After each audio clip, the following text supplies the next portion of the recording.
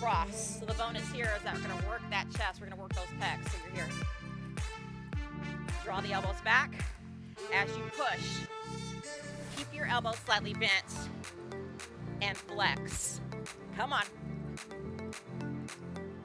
One more round, and then we'll tap into our cool down and go into our stretches. You got this. Last 10 seconds. Woo! Come on. 4, breathe, 2, weights. How are we doing? Let me know in the comment section. I actually engage with a lot of you guys, if not online, but even in person.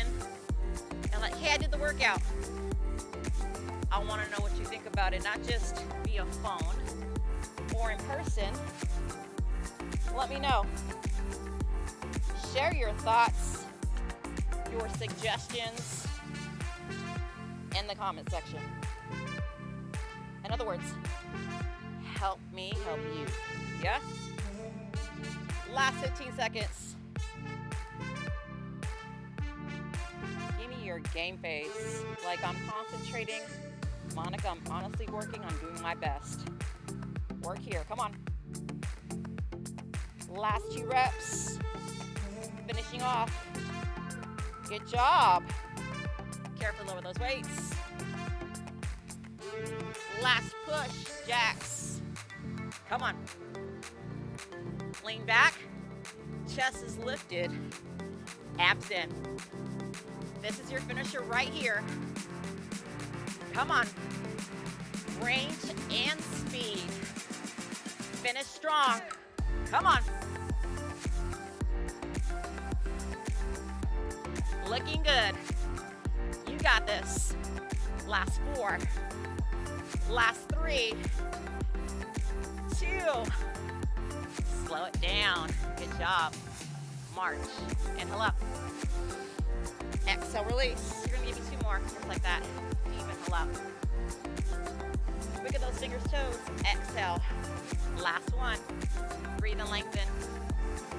You're going to exhale. Scoot forward a little bit if you need to. We're going to open up that chest, shoulders. Take the arms behind you. Open up. We'll stand up for a few seconds, and then we'll take it right back down. Carefully release. Steep inhale up. You're going to exhale to one side. Bend those knees.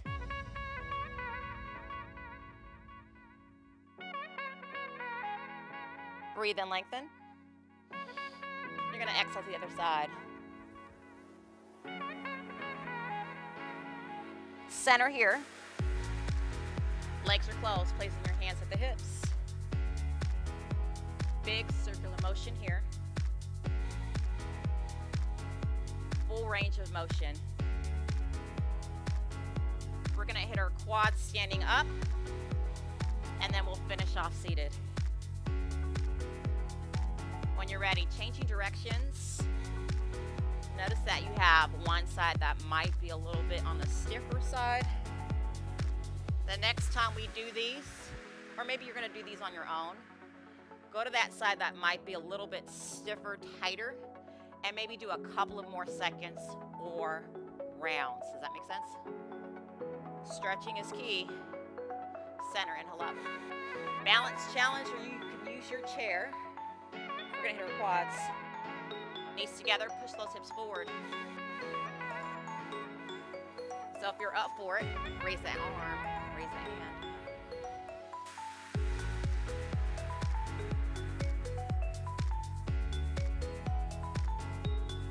Good job. Release. Shake it out. Same stretch, other side. Utilizing the chair. Balancing leg, bend that knee, spread those toes, knees together, push those hips forward. Thank your quads. Once again, you can stay here. Otherwise, balance challenge, raise that arm.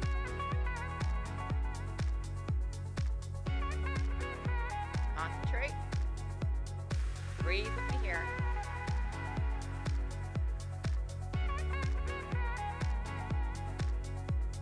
Can you do this workout twice a week? Definitely. Just skip the stretch. You can do it back to back. Do almost an hour. Do the stretch at the very end. Run it straight twice. Break it up, shake it out. Let's have a seat. Right or left leg, it doesn't matter. Extend. Breathing in, you're gonna exhale, fold the body in half. You wanna feel the stretch of the hamstrings here, the back of the legs. If you're shaking, back off a little bit. Roll up, inhale up, opposite leg. Exhale, fold that body in half.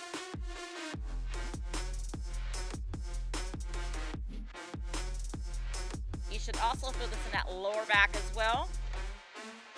Taking your time as you come further down. You do want to exhale a little bit deeper, right? Do what feels good. Carefully release. Deep inhale up.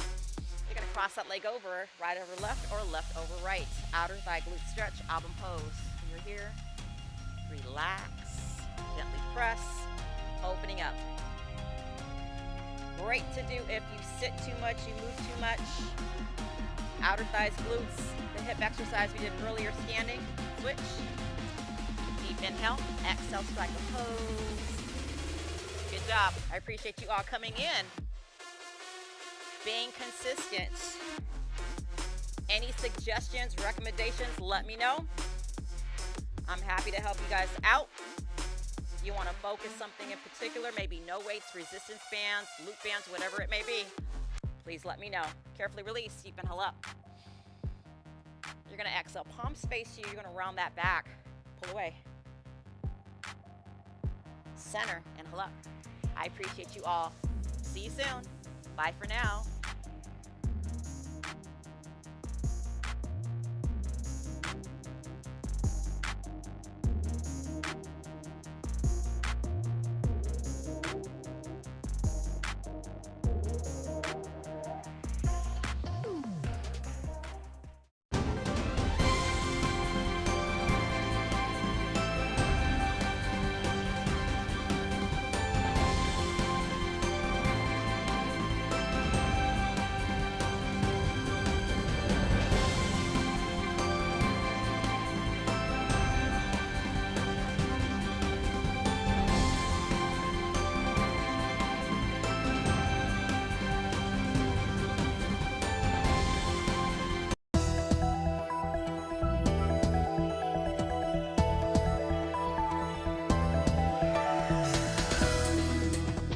Hello everyone, I'm Natalia Bilbao, and here's what's happening in LA this week.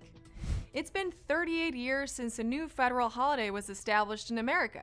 In 1983, Martin Luther King Jr. Day was signed into law by President Ronald Reagan. But the holiday itself would not actually be observed until 3 years later in 1986. Well, as you may have heard, we have a newly established federal holiday, and President Biden signed this new law just in time to observe it the same year. Channel 35 was at Leimert Park to report on an annual neighborhood event and America's newest national holiday, Juneteenth. Never in my life did I dream that Juneteenth would be a federal holiday, and the fact that it's announced on the same day Leimert Park is being reopened is God-driven. So we just want to thank God and the city leadership for making sure that we can enjoy this historic moment in history. It took 152 years since slavery ended for this day to come, and it's just a great celebration. The idea of Juneteenth means, number one, you celebrate a birthday. You commemorate an auspicious occasion. So we are doing it in a celebratory way. The symbolism of Juneteenth should not be ignored. It is powerful in and of itself. The substance that it represents is even better. And that's what we lay claim to today as we attempt to move it forward to fulfill the promises of democracy. Pues es algo bellísimo, you know? Es una cultura, si te interesas en la cultura de América, tienes que saber que la cultura americana es afroamericana. This is an annual event. Look forward to Juneteenth 2022, when the Vision Theater will be open by that time, when the Metro line will be running by that time. We're very happy and ecstatic that the park is open now, that we can enjoy, bring our family, our children can play and eat in it. So we want to thank City Councilman Mark Lee Thomas for making sure the park is reopened. So we're excited.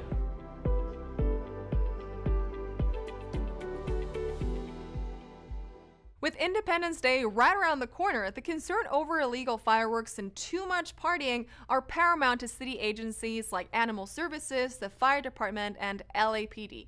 In a recent interview with Channel 35, LAFD Captain Eric Scott succinctly puts the reasons for fireworks safety into one phrase: pets, vets, and kids.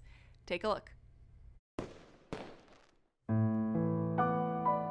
Residents of Los Angeles should not set off fireworks really for three big reasons: pets, vets, and kids. We see pets that run away, they're scared, they don't know what's happening. It's the #1 day of the year that people lose those pets, and for many people it's like a family member to them. One of the best ways to be able to keep your pets safe during the 4th of July holiday, especially when the fireworks start going off, is to make sure you keep your pets indoors, preferably in a secure room, a quiet room, or in a comfortable crate that they're familiar with. And then the veterans, the combat veterans, they feel like they're back at a war zone. We've seen some individuals suffer from PTSD, and hearing all the fireworks go off nonstop throughout the night is very trying for them. And then the other one is the kids. You know, we see really children under the age of 5 that are injured the most, and it's tragic and it's preventable. We want everybody to have a fun and safe 4th of July. And unfortunately, on major holidays like this, people have a tendency to consume alcohol and they could get behind the wheel of a car. Use Uber, use Lyft, get a designated driver, do something else. We really don't need to be behind the wheel after drinking. Go to a professional show, spend time with your family, enjoy the fireworks, enjoy the time with your family and your barbecue, and just be safe.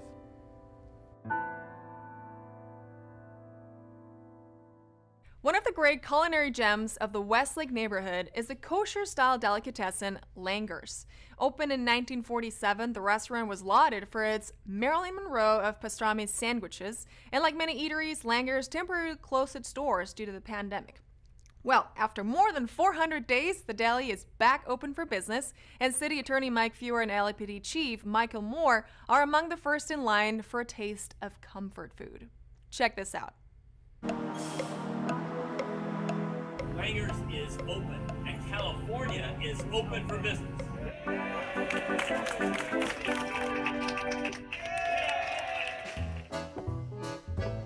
We're here at Langer's, which is a signature institution here in the city of Los Angeles. Langer's is a place that where people come from all over our region to enjoy pastrami and have great hospitality here. And to celebrate the reopening here is really symbolic of what we can do here in Los Angeles. We've been through some really tough times, but today is a moment when we celebrate reopening and the opportunity for everybody to re-engage with the economy, to get back to restaurants, back to businesses, and back to life. Tengo 2 trabajos y de los 2 trabajos no pude trabajar por muchos meses.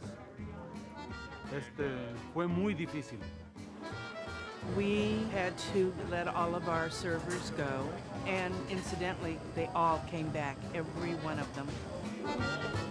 Day after tomorrow, on Thursday the 17th, will be 74 years that my father opened this up. And it's important to me. All of these employees have been with me for many, many years. My manager's been here 35, my chef has been here 51. This is family.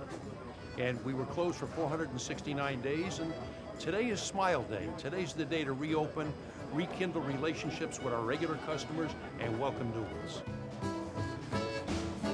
Well, it's a great day for California by opening today, allowing the men and women who have Langer's to serve in-service dining. I want to welcome Los Angeles back. We're back in business.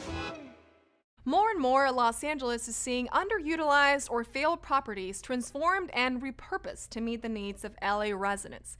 Since it was originally built in 1942, the Rose Hill Courts public housing complex has seen better days. Now, council member Kevin DeLeon and the Housing Authority of the City of Los Angeles are breaking ground on a reimagined purpose for the property. Take a look.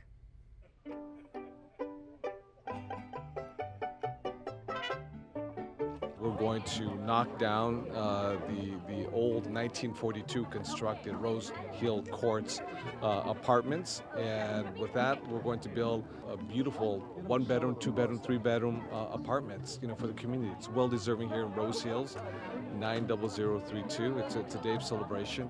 It's a day that we say, hey, we need more affordable housing in Los Angeles, not less. And we can't replace affordable housing with exclusive market. It just doesn't make sense with a working class city like LA. So that's why we're going to actually almost double the number of affordable housing. So we're not doing less, we're doing almost double, which is a really good thing for all the community members here. So it's a day of celebration.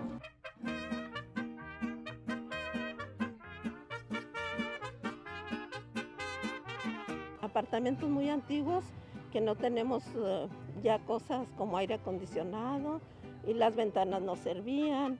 O sea, están haciendo muy bien en hacerlos nuevos otra vez.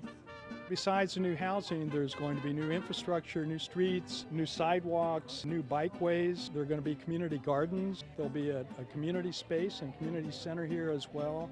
There'll be new bus stops, so it's tying into the larger community here in terms of infrastructure improvements. This will be like a whole brand new community right next to this beautiful recreational space that we're on right now.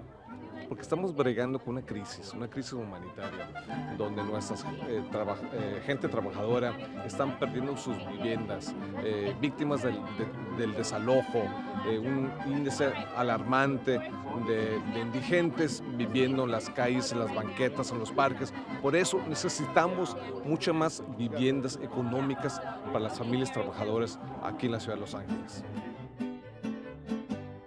Councilmember Gil Cedillo helped cut the ribbon on the newly named Dolores Wong Plaza. This green space is dedicated to the psychiatric social worker for her many contributions to the Asian American community through advocacy, volunteerism, and philanthropic endeavors.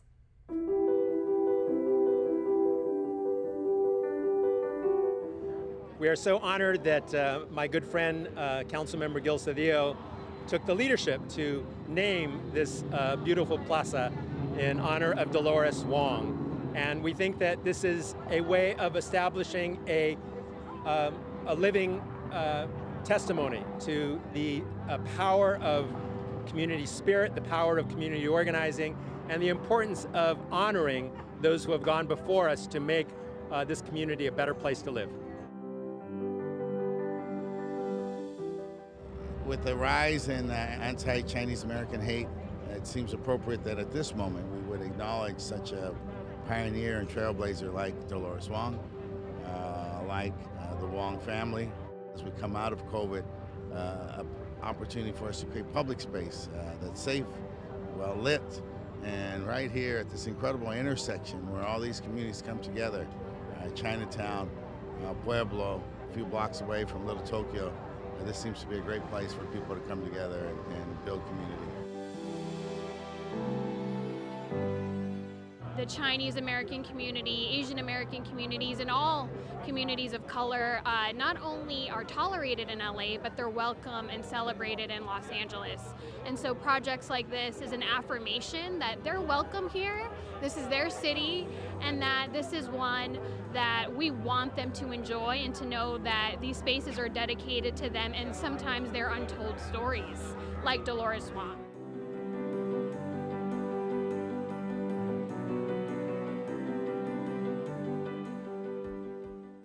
One of Dolores Wong's most notable contributions to her community was providing the endowment that paved the way for establishing the first public library in the heart of Chinatown. LAPD hosts an LGBTQ community forum. Kevin DeLeon attends Justice for Janitors Day, and city leaders show support of a racial equity motion on Juneteenth. These stories up next on City Beat. Los Angeles Police Chief Michael Moore and Assistant Chief B. Gurmala recently held their annual LGBTQ Community Forum in downtown Los Angeles. The 2021 LGBTQ Forum was held on the LAPD Chief's Terrace, continuing Pride Month and recognition of LGBTQ rights in Los Angeles. City officials actively reiterated the hope of community contact and cooperation in making Los Angeles a more safe and socially equitable city. Because all of us are diminished in our city whenever there is any act of hate perpetrated against any of us based on who they are. These are the jobs you can't remote out. We had to be there. Members of the Service Employees International Union rallied to recognize and celebrate Justice for Janitors Day. They're on the front lines, they're the essential workers, but oftentimes for the rest of LA, they're the essential yet invisible workers. The rally was an effort to raise visibility for janitors on the eve of new contract negotiations. On the day that Juneteenth becomes a national holiday, members of the City Council introduced an equity motion and justice budget for consideration by the entire council. It is aspirational in its content, but it is essentially a blueprint for establishing an anti-racist Los Angeles. The motion aims to address long-standing disparities in pay and wealth-building opportunities for Black Angelenos. Additionally, Mayor Eric Garcetti announced the formation of the Mayors Organized for Reparations and Equity, a national commission focused on launching reparations pilot programs targeted to Black Americans. Many COVID-19 restrictions were lifted in time for Father's Day, and the LAPD baseball team came up with the perfect way to celebrate dads and to reconnect with their community. They issued a challenge to the Pacoima Pirates, threw in free barbecue lunches, dad contests, music, and carnival games, and voila! You've got yourself the local baseball event of the season. Check this out.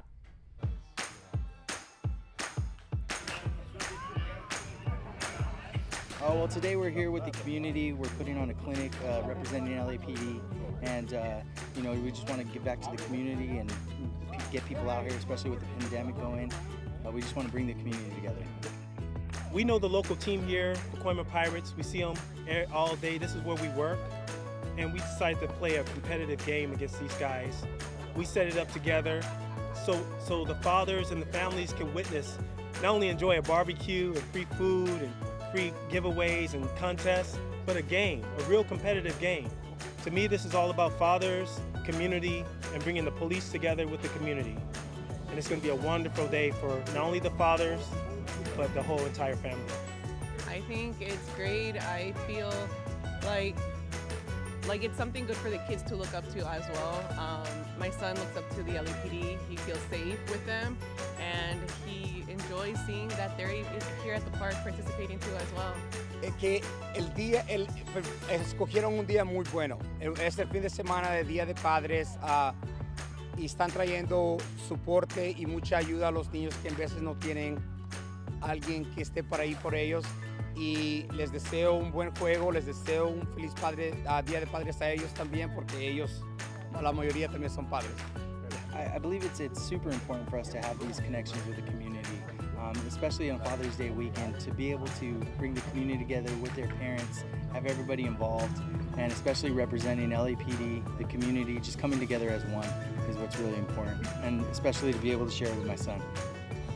Happy Father's Day, Daddy. Thanks, bud. With the pandemic gradually shrinking in the rearview mirror, LA's sights are set on spending a long, hot summer outdoors and having fun. And just in time, the Los Angeles City Pools are reopening for the season.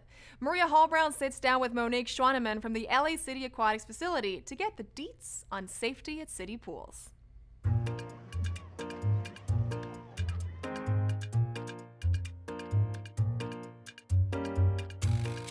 Well, whether you like to dip or dive or splash or swim, the City of Los Angeles has lots of wonderful pools for you to enjoy this summer. And to tell us all about it, Monique Schwaneman. She is the Aquatic Facilities Manager.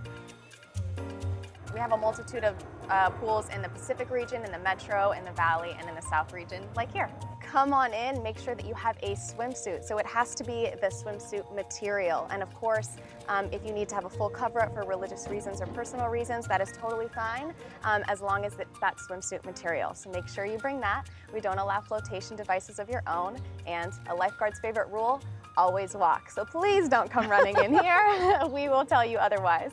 And yeah, we have recreational swim, lap swimming for adults, lessons for kids and adults. It's a lot of fun. What are some of the first things as a lifeguard you want people to realize when it comes to being safe in the water? The first thing is communication with your party. Whoever you're swimming with, you never want to swim alone. You always want to swim with a buddy or a group, and then talk to each other, and don't be afraid about telling them what your limitations are. If you can only swim in the shallow end, that is totally fine. Just be open about that with the person that you're swimming with. There is no food or drink allowed on our decks. There you go. So it's not really a problem. Go ahead and eat outside, let your stomach settle, and then you're free to come in. Spending time in the public pools is not the only way the city of LA is helping the residents beat the heat. Later in the program, we'll take you to another super cool spot in the valley. In 2004, residents of the city of Los Angeles passed Proposition O, a clean water bond. Prop O authorized $500 million of bonds for projects that protect public health by cleaning pollution in the city's watercourses, rivers, lakes, and ocean. Well, it's taken a while, but the new Argo Drain filtration plant in Council District 11 is part of realizing that measure. Council member Mike Bonin and city engineer Gary Lee Moore were on hand to celebrate the opening. Thank you everybody for being here today for the opening ceremonies for the Argo Drain Prop O facility. Where we are right now is the culmination of a dual promise. This is a fulfillment of a dual promise to the environment, to our planet, and a promise long delayed to the communities that live within the shadows of this airport. We're out here today to celebrate the capture of stormwater. And what's so great about that is instead of this dirty first flush stormwater that will go out to the ocean, we're actually going to capture it and infiltrate it into the ground. How do we do that? Well, there's 3 big storm drains that we're gathering together, the flow from those, and then we connect that through a pipe, goes over to a pump station, make sure all the trash is removed, sediment. Then we send the water over to a basin where the water will settle more, take out more contaminants, and finally it flows into 2 different systems. One is a 250-foot diameter by 27 feet deep tank where the water will just naturally flow into ground at 3 inches per hour. All of this is to capture that dirty stormwater, treat it, and then percolate it back into the ground. As a result of this project, about 100 million gallons a day of water is returned to the ground, and that provides drinking water for our use here. And of course, we'll have a new park for enjoyment of the public. This project wouldn't happen without Prop O, which is the $500 million clean water bond that voters approved in 2004. This is the voters that did that. Cooling centers are free indoor air-conditioned locations where Angelinos can keep cool when there are extreme heat weather conditions. The city of Los Angeles has long since designated our public libraries as cooling centers, and the Department of Rec and Parks has joined the Legion of Locations to help as well. We visited the Canoga Park Senior Center to see how the city is preparing to invite residents out of the heat.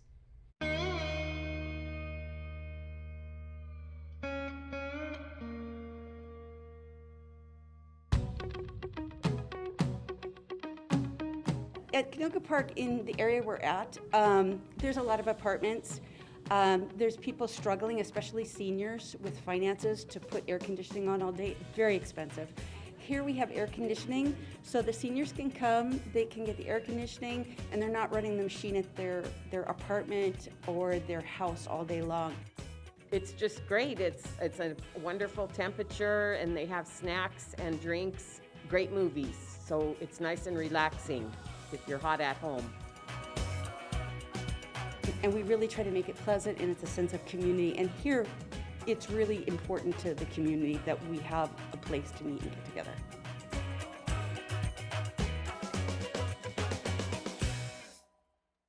Within many socioeconomic circles, there is a stereotype that says these people or this group don't go to therapy. Part of it is a trust issue, like we saw during the vaccine push for COVID-19. And sometimes it's about embarrassment.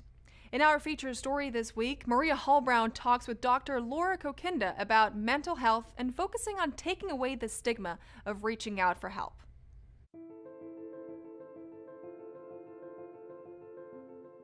Over 450 million people worldwide suffer from some sort of mental health issue. But there's still some sort of stigma attached to admitting that. Why? Well, we need to figure that out and we need to change it. And I'm delighted to be joined today by Dr. Laura Kakinda from LA's Medical Services to talk about this very real problem. Why is there such a stigma about admitting that you have some sort of mental health issue that could easily or maybe difficultly addressed, but you have to face up to it first? Well, you know, as I like to say, we all have our issues, so it's incredibly common. Everybody needs some help at times, but we don't like to ask for help. You know, people want to do things on their own and appear strong, which is understandable. However, like you said, help can really improve someone's life when we're struggling.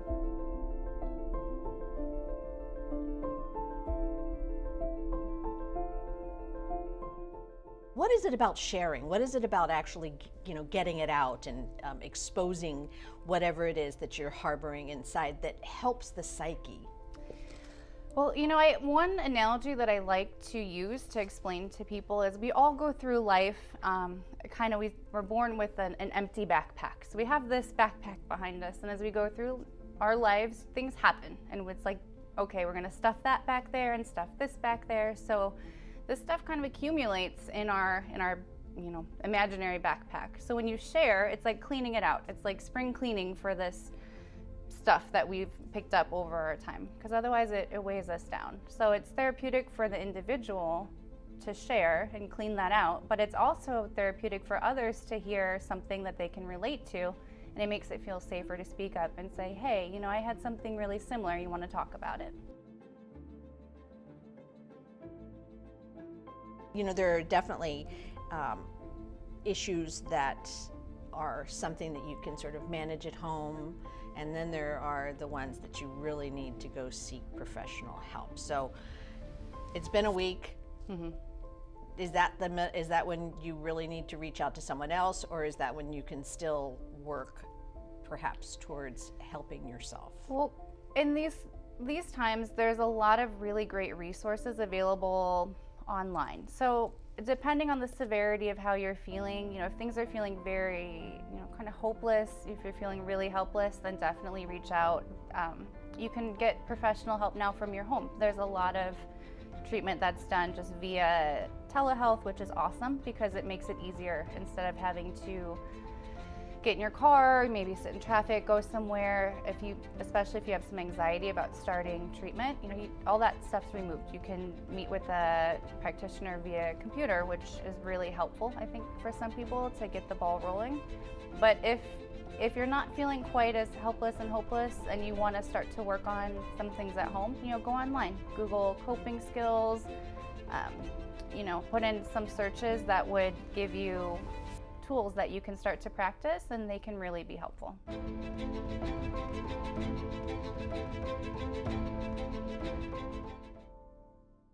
Sign your kids up for NASA's Astro Camp. Visit the Portraits of Freedom Building a Life in LA exhibit, or take a free California Native Garden tour. All this up next on Things to Do.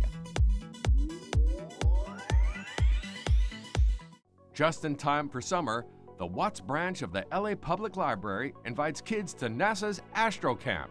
Astro Camp will give students the chance to explore and experience topics like astrophysics, earth science, planetary science, and more. The event will be led by real live NASA specialists. Astro Camp is for all the future astronauts and engineers to learn about space with NASA unique activities. NASA's Astro Camp will blast off Thursday, July 1st, starting at 12 noon. For the Zoom information, please email cnichols@lapl.org. Grand Park and the Music Center will be celebrating the July 4th holiday with a month-long public art installation entitled Portraits of Freedom, Building a Life in LA. Drop by and see feature photography and video exhibitions, as well as a nighttime projection installation, all exploring the Independence Day themes of freedom and home. Get inspired by art that honors our collective longing for life, liberty, and the pursuit of happiness. Portraits of Freedom, Building a Life in LA will be on public display throughout the month of July. Head on down to Grand Park at 200 North Grand Avenue in downtown Los Angeles. For more information, visit grandparkla.org.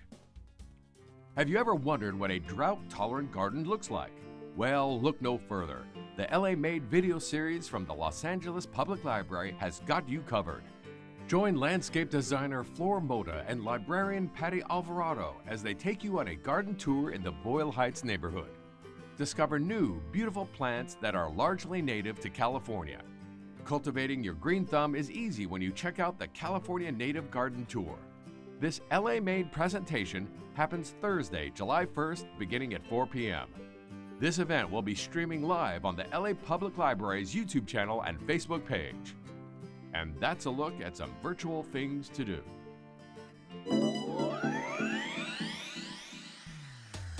And that's it for this edition. I'm Natalia Bilbao, and from all of us here at LA This Week, thank you so much for joining us. A reminder that you can catch us online at lacityview.org, and we're also on Facebook, Twitter, and YouTube.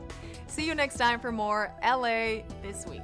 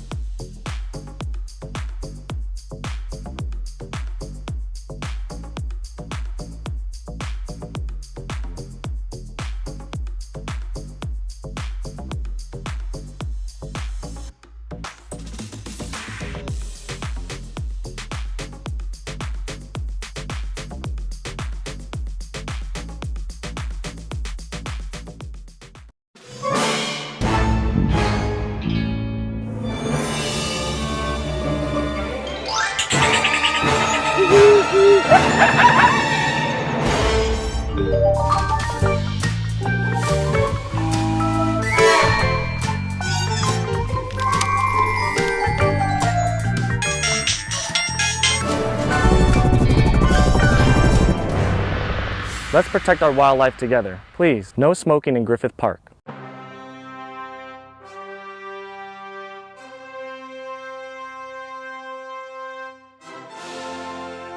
Discover what milestones await your baby and what they need.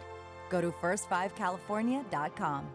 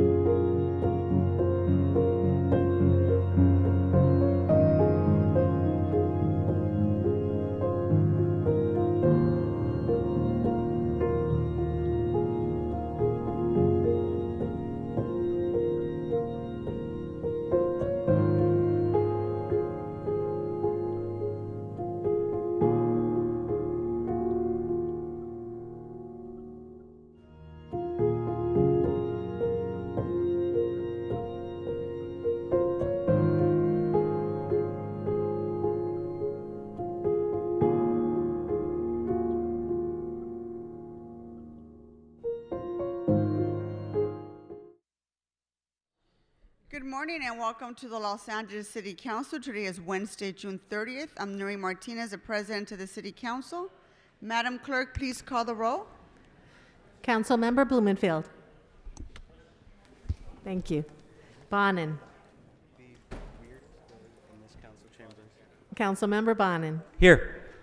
Buscaino. Good morning, here. Cedillo. De Leon. Here. Harris Dawson. Present. Koretz. Krikorian. Here. Lee. How are you ever? Present. Thank you. Martinez. Present. O'Farrell. Present. Price. Present. Rahman. Here. Ridley Thomas. Here. Rodriguez. Here. 13 members and a quorum, Madam President. Your first order of business. Approval of the minutes of June 29th. Mr. De Leon moves and Mr. Harris Dawson seconds. Next. Commendatory resolutions for approval. Mr. Lee moves and Mr. O'Farrell seconds. Next. Madam President, would council like all items to go forthwith today? Without objection, that will be the order. Item 1 today is an item noticed for public hearing. Items 2 through 38 are items for which public hearings have been held. Corrected committee reports have been submitted and posted online for item numbers 20 and 31. Additionally, Planning and Land Use Management Committee reports have been submitted and posted for items 2, 33, and 34, and Budget and Finance Committee reports for items 35, 36, and 37.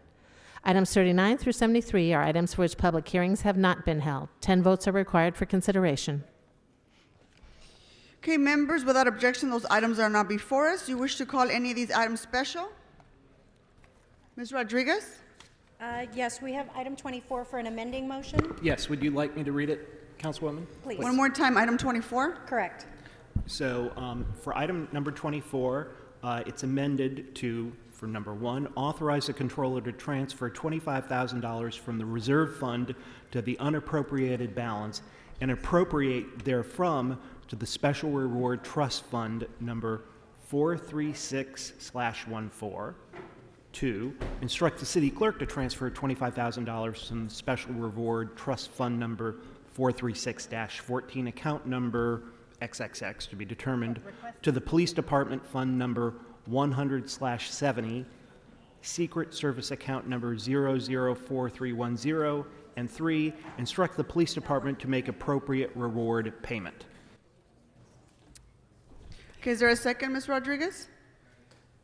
Thank you, Mr. Cedillo. Seconded by who? Cedillo. Mr. Cedillo, thank you. Yeah. Any other items? Yes, Ms. I'd Rodriguez? like to request item 54 be held to tomorrow, please. Item 54? Correct. Continue to tomorrow. Without objection, that will be the order. Thank you. Members, any other specials? Mr. Harris Dawson? I call special number 23 for the purposes of an amendment. 23, do you want to go ahead and read that into the record?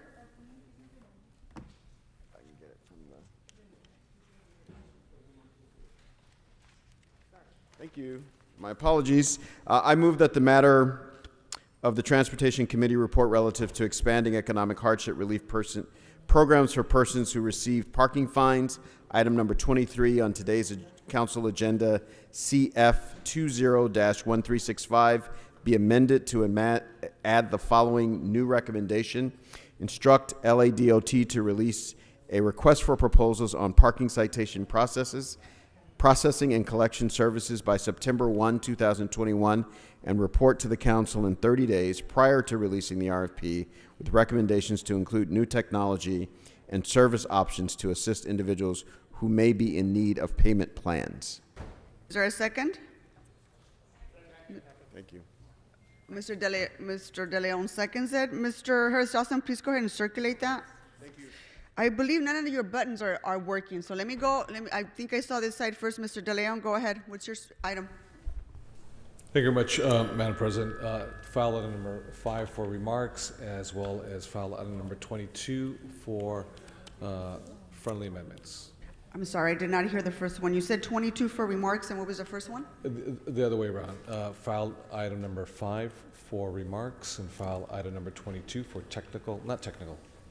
for friendly amendments. Okay, go ahead and read that into the record on item 22. For file item number 22, instruct the Department of Transportation to consult with the Bureau of Street Services, Bureau of Engineering, with all council offices on projects in their districts prior to transmitting their report to council. Second by Mr. Bonin. Any others, Mr. De Leon? That'd be it. Thank you very much. Okay, Mr. Buscaino. Thank you very much, Madam President. Item number 4 for comments, please. Okay, Mr. Bonin, did you have one as well? Ms. Rahman first. I may have one, depending on what she says. Okay, so you want her to go first? Yeah. Okay, Ms. Rahman? Friendly amendment for item 73. Should I read it now? Item 73? Yes. Go ahead. When a Care Plus enhanced hygiene and street engagement service is scheduled, LA San will notify and dialogue with the relevant service provider for the location and the relevant council office so that preparatory outreach can commence and to ensure coordination. Okay, do you have a second? Second by Mr. Bonin. Okay. Do you have any others, Ms. Rahman? No, that's it for today. Thank you. Thank you. Mr. Price? Thank you, Madam President. I have a called 25 special for an amendment. Go ahead. I move that the council adopt the Economic Development and Jobs Committee report recommendation on today's agenda for item 25. Is there a second? Second. Second by Mr. Kokorian. Any others, Mr. Price? That's all for now, Mr. Harris, I'm sorry, Mr. Willie Thomas? Thank you, Madam President. With respect to item 65, I'd like to amend it in the following manner, with your permission. That's to move to adopt the recommendations in the CAO report. Okay, we'll go ahead and second that for you. Thank you. Do you have any others? No, Mr. that's it for Thomas? me. Thank you. Okay, thank you, Mr. O'Farrell. Thank you, Madam President. Yeah, 73 special for remarks, and I accept Ms. Rahman's friendly amendment to that item. Thank you very much. Members, are there any other specials? Mr. Kokorian? Thank you, Madam President. I'd like to call item 30 special, please, because in an abundance of caution, I'm going to recuse on that matter. Thank you. Members, any other specials? Mr. Bonin? Thank you, Madam President. Also on item number 73, I'm going to want to ask Sanitation a couple questions, just a heads up to them on that. But then I have an amendment that would make 4 changes to the report. I have it in writing, so I'll circulate it. Okay. The first is, I'll read them, is in the first recommendation, which indicates certain things to take place during cleanups. The instruction reads, when resources are available. I'd like to strike when resources are available and require those things to be available. I'd like to modify recommendation number 2, which says request appropriate trained engagement personnel on site to require appropriate trained personnel on site, and to add 2 additional recommendations. One is that during Care Plus enhanced hygiene and street engagement services, LA San will provide a designated safe zone for unhoused residents to safeguard belongings during the cleanup. And a final additional instruction, which is to instruct LA Sanitation to allow for inclusion of community members at the request of the unhoused to help facilitate the movement of persons and properties as requested by the unhoused. Do you have a second, sir? Ms. Rahman? Okay. Thank you. Mr. Bonner, you're going to, right? And you made a request for Sanitation to also be here when we take up the item. Yes, thank you. Okay, we'll make sure that happens. Members, are there any other specials? Okay, seeing no other specials, Madam Clerk, which are the available items for us to vote on? At this time, council may vote on items 2, 3, 6 through 21, 26 through 29, and 30 through 38. We need to take a separate vote on item number 30, Madam Clerk. Thank you. So I will repeat. 2 and 3, 6 through 21, 26 through 29, and 31 through 38. Okay, thank you. Let's go ahead and open the roll on these items. Close the roll and tabulate the vote. 15 ayes. Let's go ahead and vote on item number 30.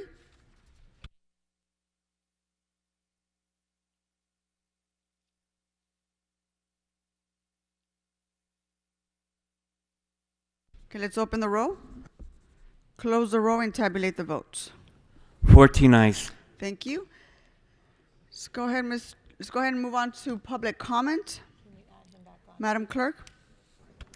Thank you, Madam President. And as indicated on the agenda, members of the public wishing to offer public comment should call 669-254-5252 and use meeting ID number 160-535-8466 and press pound. Press pound again when prompted for participant ID. Once admitted into the meeting, press star 9 to request to speak. And finally, when you hear the last 4 digits of your phone number, press star 6. So to members of the public calling in, when it's your turn to speak, please state which of the agenda items you'd like to speak on. You have 1 minute per item, up to 3 minutes total, and 1 minute for general public comment. If you wish, speak to the items before you begin general public comment. We'll tell you when your time's up. When speaking on the agenda items, you must be on topic. Our goal is to get through as many speakers as we can.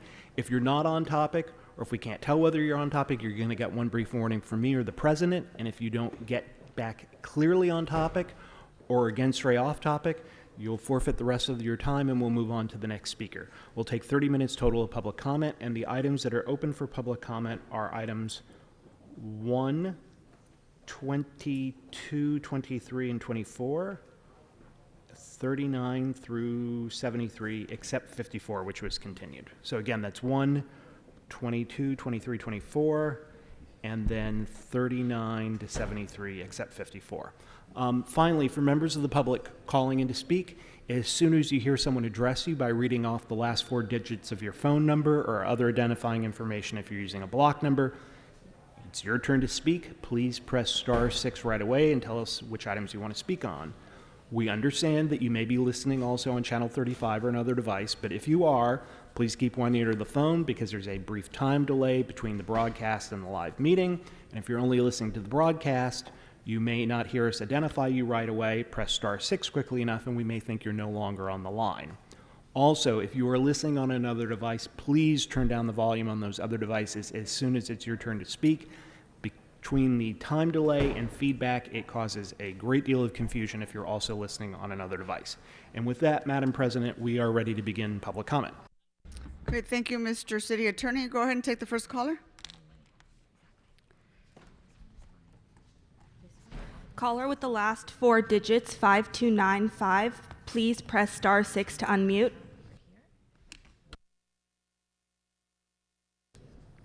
Please state your name and the items you wish to speak on. Morning, can you hear me?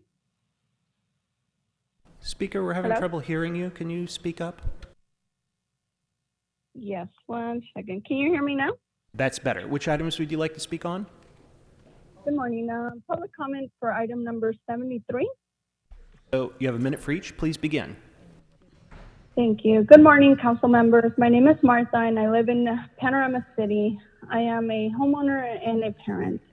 I'm calling to urge the council to resume and support discussion on maintaining and establishing weekly Care Plus hygiene cleanups on our public streets, sidewalks, medians, and parks. Our communities should feel safe going to our local parks, shopping centers, waiting for public transportation, and all community members should not have to walk past homeless encampments in Panorama City. Thank you for your time. Thank you, Speaker.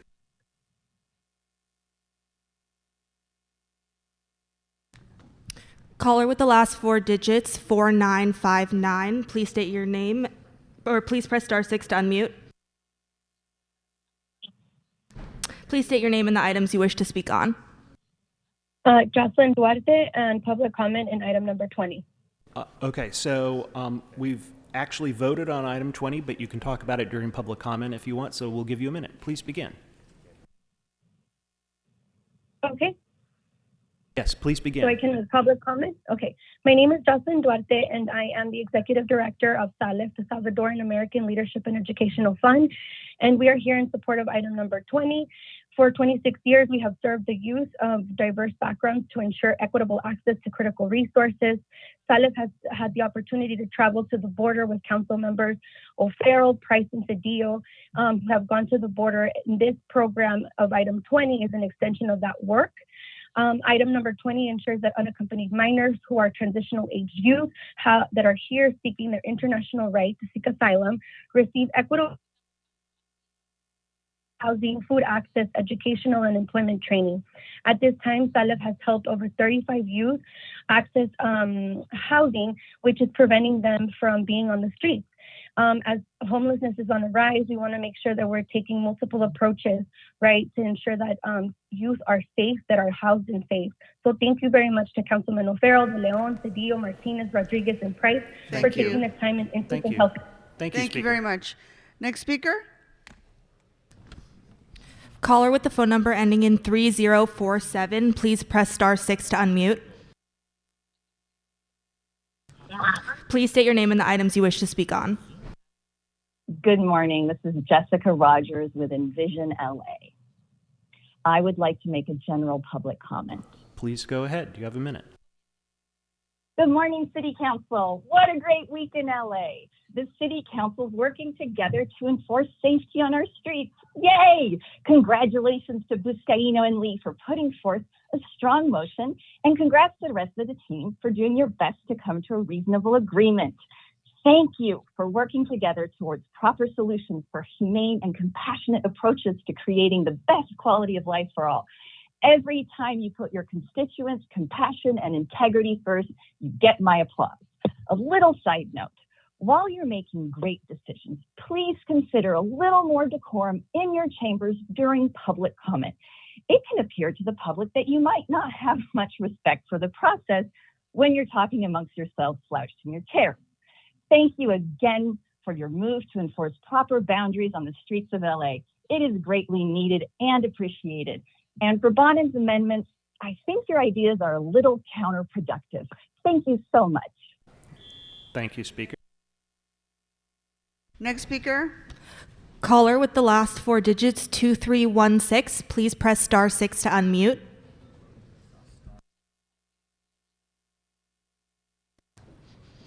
Caller with the last 4 digits, 2316, press star 6 to unmute. Please state your name and the items you wish to speak on. Hello, everyone. I am Jasmine Tovar. I'm a social worker. I'm going to speak in general public comment for item 20. Again, I'm here to thank everyone, Councilmember Mitchell Farrell, President Maria Martinez, and everyone for supporting this. As a social worker who works with unhoused, unaccompanied minors and migrant youth, it is very hard to navigate a system that is very complicated. With this support, we have been able to use existing programs and enhance these services in the city of Los Angeles to be able to serve many migrant youth who are experiencing homelessness. As many of us know, Los Angeles is the gate city for many refugees and immigrant communities. Services like this have allowed me to continue in supporting this population and helping the city of Los Angeles house more people in a city already in crisis in terms of housing. Thank you. Thank you, Speaker. Next speaker. Caller with the last 4 digits, 0649, please press star 6 to unmute.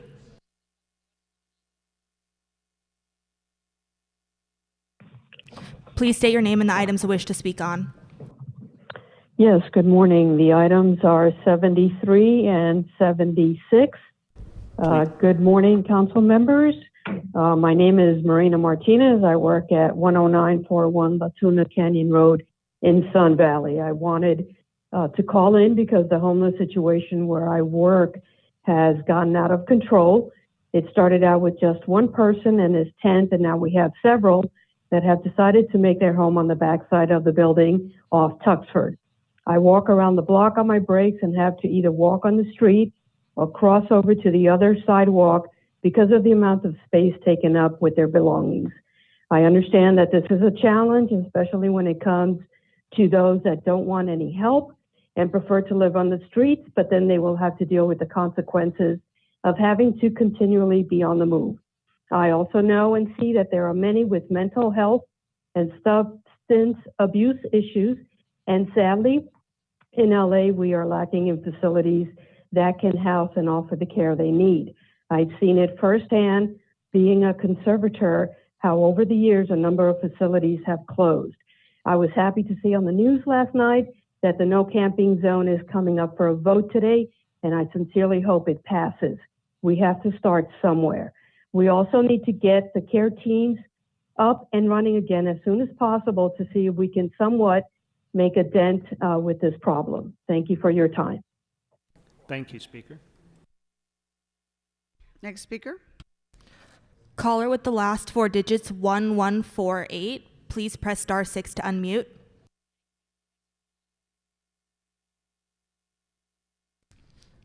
Caller with the last four digits 1148. Please press *6 to unmute. Please state your name and items you wish to speak on. I'd like to speak on all available items, and please pay attention today, Fopple, and general public comment, please. You have 3 minutes for the items and 1 minute for general public comment. Please begin. Thank you. I meant to say Mr. Fopple, sorry. That's no problem. Thank you. Okay. Number 39 is, first, 30 minutes of public comment from 4 million people is a disgrace of democracy. Number 39, resolution that a state of emergency still exists due to COVID-19. Adage to this should be that the state of emergency is also due to the Los Angeles City Council of corruption, looting, and incompetence. That needs to be added to this. We talk about the homeless, 60,000 people living on concrete on the streets of LA. That is the state of emergency. That should be added to this state of emergency. It should be added to the record.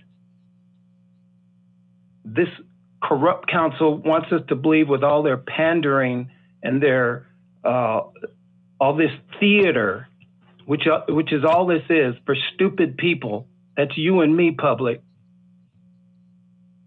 An alien being just came down and created homelessness of 60,000 people. No, these people sitting in front of us and their corrupt practices, these people are the cause of homelessness.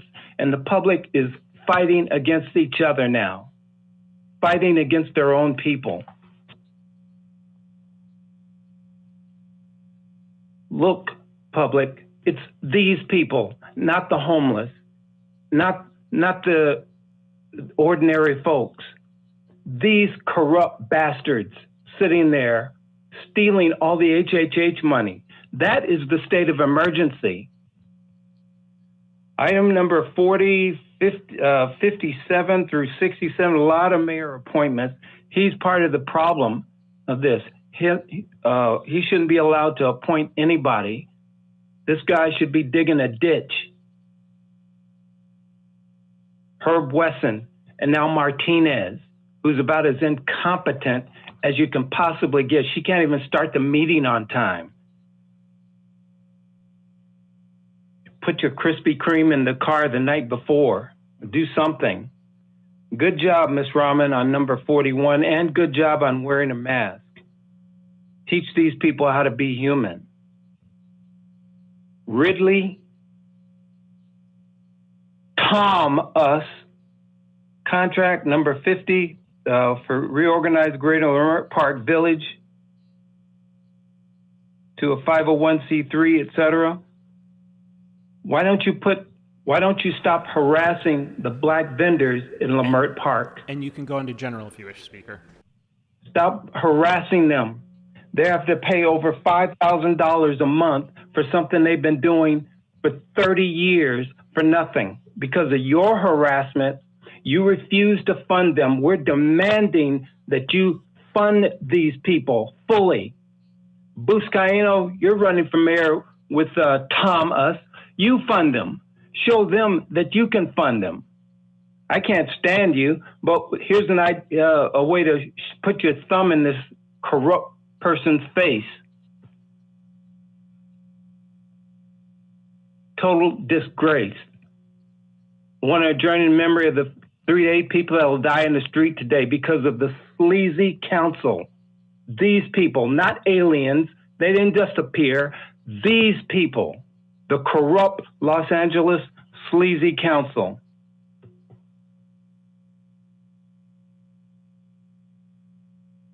And that's all I have to say today. Thank you, Speaker. Next speaker. Caller with the phone number ending in 4194, please press *6 to unmute. Please state your name and the items you wish to speak on. Hello, my name is Sherazad Insenius, and I am commenting on item number 20. Okay, you have a minute in general public comment. Please begin. Okay, all right. I'm a professor in the Department of Central American and Transborder Studies at Cal State Northridge. And I just wanted to bring up a couple issues, but quickly, we're all aware of the gaps in the homelessness services here in LA since the pandemic has worsened, and for obvious reasons, but we tend to forget about the youth, especially unaccompanied minors. And they've been impacted just the same and then some, right? Unaccompanied minors are here alone without knowing the language, without family, without knowing how to navigate their new spaces. Their transition is a challenge, and they're willing to endure that for a chance of an opportunity to live in another country. So in my career, I've come across unaccompanied youth that have shared their stories of struggle, and to see them overcome and succeed is a beautiful experience. I wish that for all, but in reality, that isn't. It isn't easy for all accompanied youth. Okay, they tend to fall in the cracks because they lack the proper navigation services to ensure that they have access to school and work. Thank you, Speaker. So,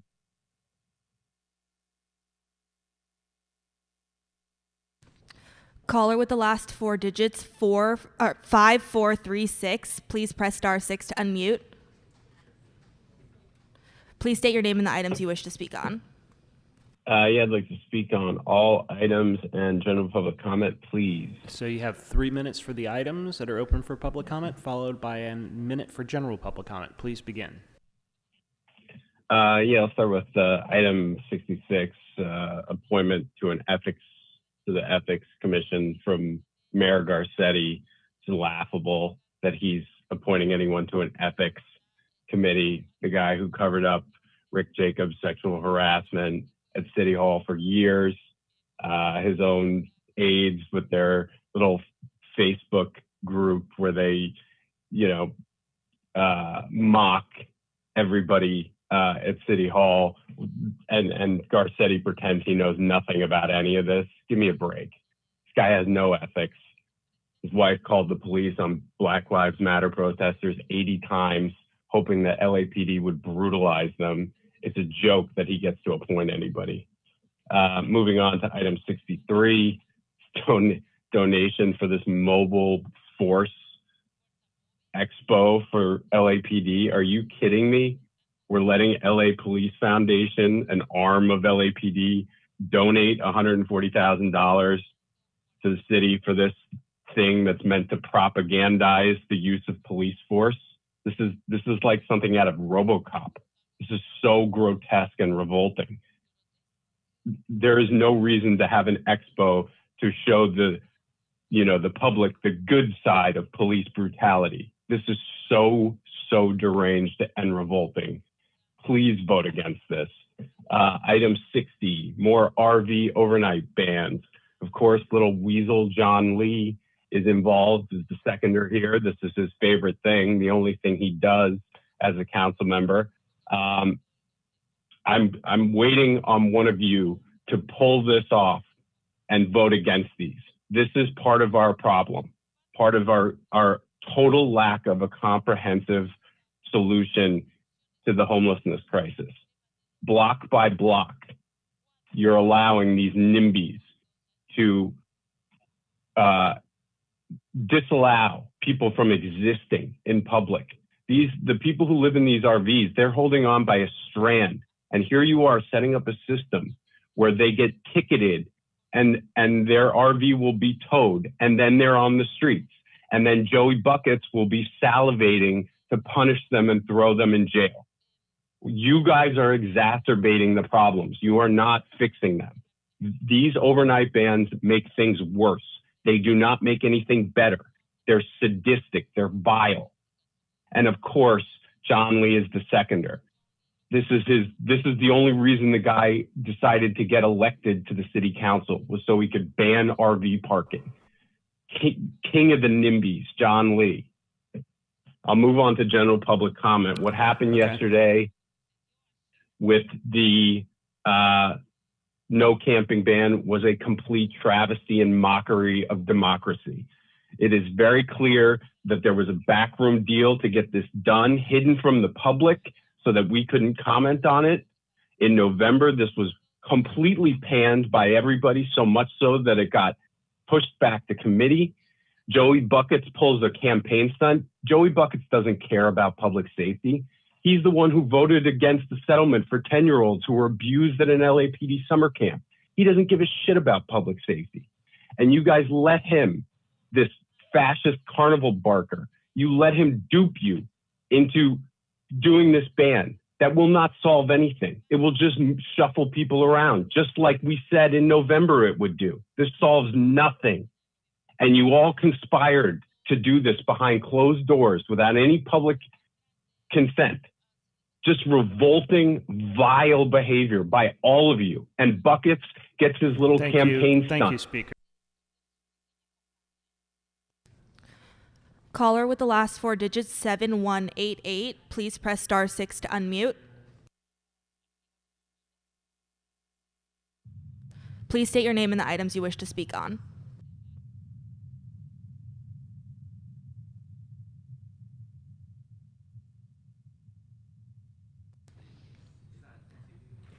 Please press *6 to unmute and state your name and the items you wish to speak on.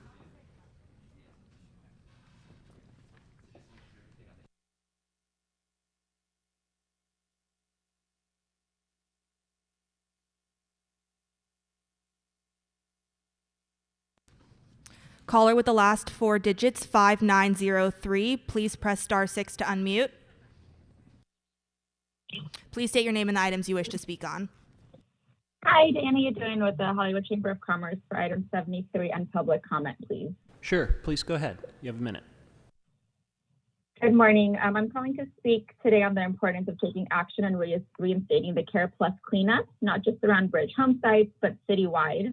We must act to help and protect businesses who are desperately trying to maintain their operations and keep Angelinos employed, and provide critical services needed to homeless individuals who are in critical need of wraparound services. They want help and they want it now, and we implore the City Council to move forward with the critical legislation needed to address the issue of homelessness. Small businesses are struggling immensely and are under unimaginable pressure after the pandemic, and the sprawling and expanding encampments are adding to the obstacles of success. As the city looks toward recovery, we must protect businesses and ensure our budget is balanced and our communities can get back to work.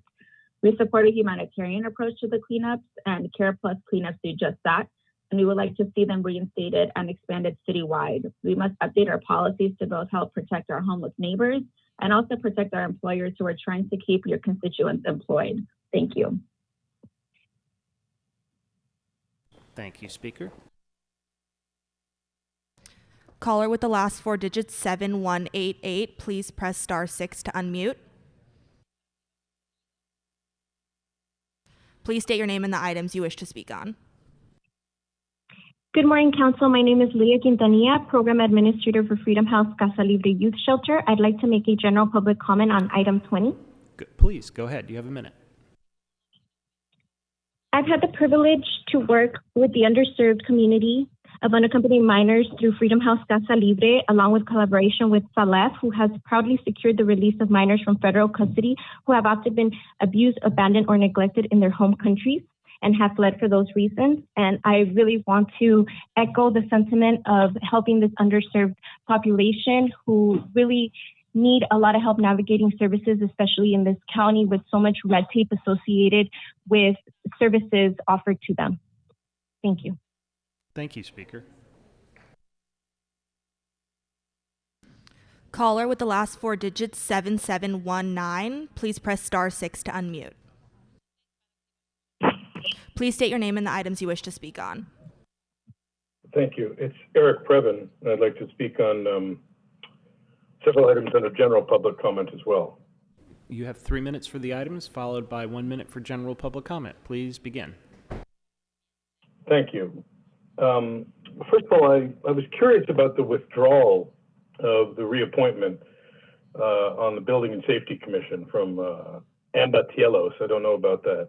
But by the way, a lot of good re-ups there. We got Tien Ho to the Cultural Affairs Commission being re-upped, Eli Lipman to the Board of Neighborhood Commissioners. He's a chap who works very closely with Randall Freed in Studio City. You could categorize them as guys who are doing a bad job. Nicole Chase to the Board of Recreation and Parks Commission. And of course, Richard Barron, Cultural Heritage, is being re-upped for the 19th time or something. I mean, this guy is very, very arrogant, but I think it would be good to make room for one of the women on that committee. He's been ruling like a weird imperialist. I don't know. We've got Dale Bonner going to Board of Police Commissioners, so that's something. Now, whenever I see $140,000 being gifted for a canine memorial, of course, I love the dogs, but we have a serious crisis, and it's just also sole source contract for Urban Place Consulting, which I guess is in Ridley Thomas's district, to run the bid. Good Lord. I mean, that's exactly the kind of stuff that people who are progressive don't want. And then you've got Raman, our great progressive leader, partnering with Lee to make sure that street banners, let's be clear, street banners is an old city racket. That's not helping our communities. Now, in terms of lowering speed limits, well, a little too late, Mr. Krikorian. As you know, a sheriff was killed right around the corner from where you jacked them up to get tickets near Weddington Golf and Tennis that you're handing over to a private school. Yet it's 45 miles an hour where it should obviously be 35.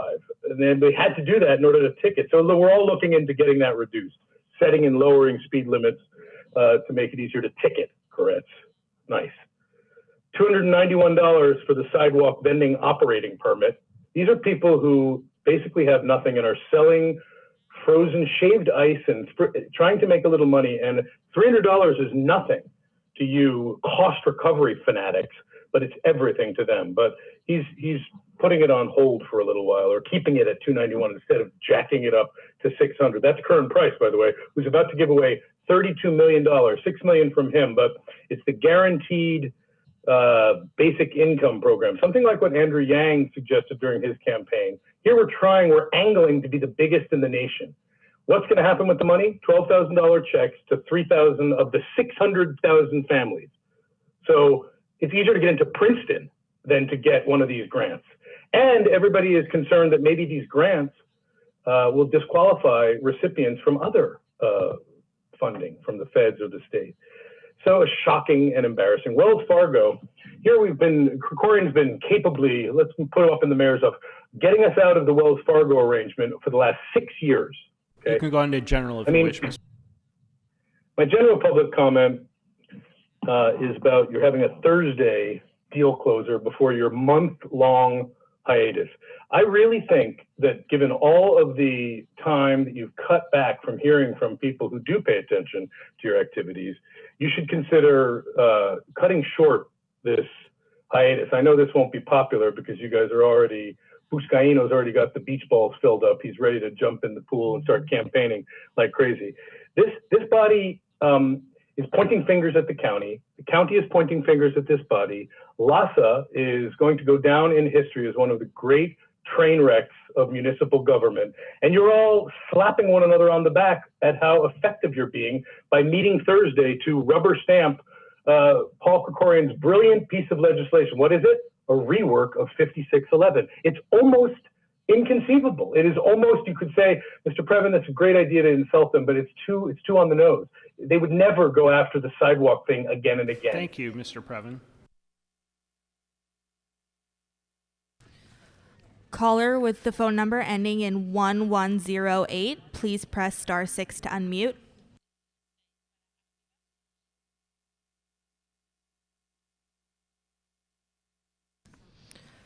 Caller with the phone number ending in 1108, please press star 6 to unmute.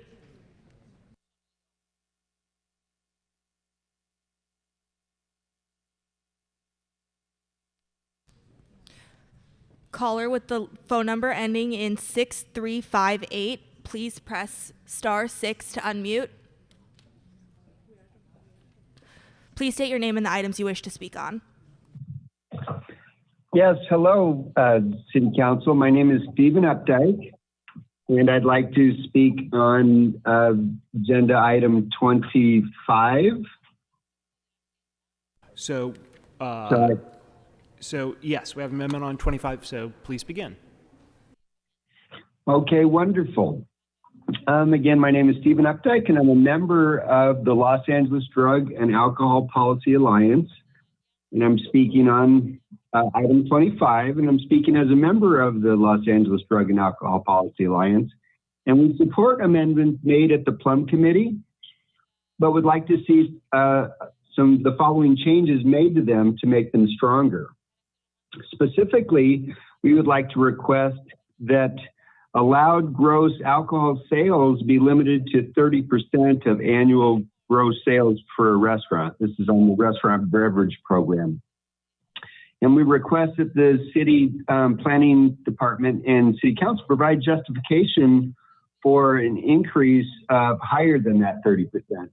And a little bit of background, as it was originally proposed, it was at 35%. And in the recommendations going forward, planning and land use is recommended 40%, and the Economic Development and Jobs Committee has recommended 45%. But in my research, even with industry websites, the typical average is between 20 and 30% of gross sales at restaurants for alcohol. And so again, we would like to request that they be limited to no more than 30% of gross sales for the restaurant, for the RBD program. Thank you. Thank you, Speaker. Caller with the phone number ending in 2314, please press *6 to unmute. Please state your name and the items you wish to speak on. Hi, this is Caitlin Ross. I want to speak on item 73. Sure, please. Go ahead. It is imperative for our community to reinstate the Care Plus cleanups not on a citywide level. The homeless community and business community are properly supported, should be properly supported through these trying times. The entire Hollywood community, businesses, residents, and those seeking shelter must be supported by the council to safely live and get back to work within our community. It is the responsibility of the city council to maintain the cleanliness of our public spaces and ensure that all Angelenos are able to utilize our sidewalks, parks, and other public spaces. The status quo is no longer working, and we must implement common sense solutions that provide services for our homeless neighbors, but also protect public spaces for our families and community members. It's proven that comprehensive Care Plus cleanups and other sanitary services have stopped the spread of hepatitis A and other diseases from spreading in our community. And we must take swift action to keep thousands of individuals from sleeping on the streets and potentially exposing themselves and others to these diseases. Again, it is imperative that Care Plus cleanups resume immediately on a citywide level. Thank you. Thank you, Speaker. Caller with the phone number ending in 0727, please press *6 to unmute. Please state your name and the item you wish to speak on. Yes, my name is Noah. Item 73 and general public comment, please. Sure, please, go ahead. Good. So I live and work in Hollywood near the intersection of Franklin and Bronson Avenue, known as Franklin's Village. We have a serious issue with unhoused individuals and encampments. There's fires, drugs, rodent infestation, prostitution, human trafficking, and general filth that's degrading our neighborhood, depressing the outlook of our community. Because by plain observation, there's nothing being done about it. Conditions just keep getting worse. I've heard stories of mentally unstable individuals walking into local businesses, threatening the owners and staff. Year to date, total violent crime in Hollywood is up 23%. Vehicle crime is up 50%. Shootings are up a staggering 50%. I'm here to register a protest. It doesn't have to be this way. I want City Council to know that as a tax-paying citizen, I demand the reinstatement of the Care Plus cleanup, not just at encampments and at bridge home sites, but citywide. The Care Plus comprehensive cleanups are necessary to stop the spread of infectious disease and ensure that individuals experiencing homelessness receive wraparound services and assistance to find housing. I feel it's imperative that these cleanups resume immediately on a citywide level, and they must start now. Something must be done about it. I personally want a city government that's working for all the people, and this is the one type of government I will support, and I'll do all I can that bring about that in our city. On general public comment, we were doing the cleanup in MacArthur Park, and a tent exploded on fire. Flames 12 feet tall. Flames shooting out into the street. The fire department had to come. This on a red flag day, my citizens in the city of Los Angeles, could be catastrophe in the making. It's not about bushfires anymore. It's about a citywide fire with these encampments blowing up because of illicit drug use and meth labs and various types of things. We have explosives in these things, and if a fire starts, the city's gonna go up in flames. It's gonna be San Francisco, early 1900s all over again. Thank you very much. Please reinstate the citywide care cleanup, please. Thank you, Speaker. Thank you, Speaker. And that concludes public comment for today's meeting. Members, let's go ahead and vote on the following items. Item number 1, items number 39 through 53, items 55 through 64, and items 66 through 72. Madam Clerk, please open the roll.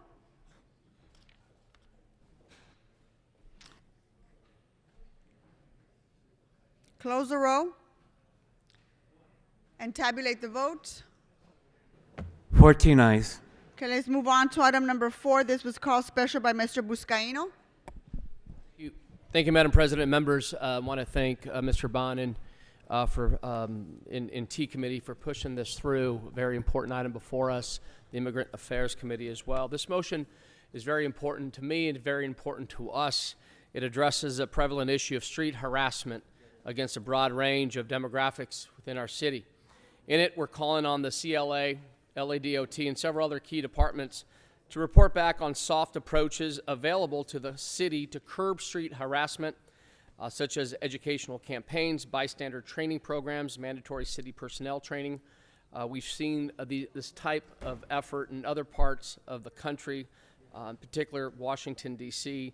The motion before us has been carefully researched, crafted over 6 months, but we introduced the motion when we because the recent spike, as we've seen in every corner of our country, in verbal and physical harassments against the AAPI and Jewish communities. And while this is a nationwide issue, dense cities such as Los Angeles have been hit the hardest, and we therefore have a duty to respond.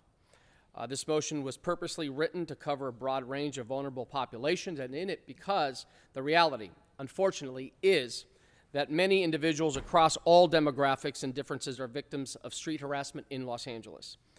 However, it is worth noting that women, and in particular young women, are statistically the most targeted population, most often appearing in the form of sexual harassment.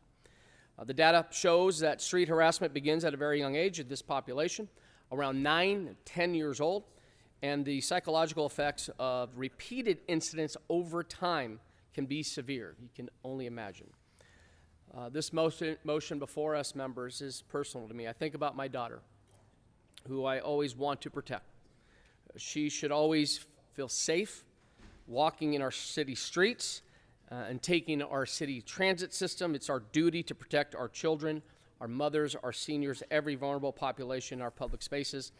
Also, additionally, it's crucial that we start thinking about safety in public spaces, not just in terms of infrastructure, but in terms of policies and programs that protect individuals as well, as the city continues to make large capital investments to enhance pedestrian rider safety. The issue of street harassment and personal safety must be a top priority for all of us, or else vulnerable populations will continue to use other travel options available to them. And for all these reasons and many more, I made it a priority to co-present this motion with support of 6 of all of you. Thank you so much. And as stated in the motion, many other major cities have already implemented successful campaigns, as I mentioned, DC, Chicago, Atlanta, San Francisco. So it's time for us to catch up with other cities and protect our most vulnerable in our public spaces. So thank you for your support. I do want to bring up my ledge deputy, Laura Hill. Laura, come on up. This was Laura's, I want to call this the Laura Hill bill. Thank you, Laura, for this was, I know, very important to you, very important to the members of this body, very important to your colleagues on the floor here. And I want to recognize your dedication and commitment to protect our most vulnerable and protect those who are been targeted and have been harassed in our streets. So we love you, we're proud of you, and thank you for leading this effort. Thank you, Madam President.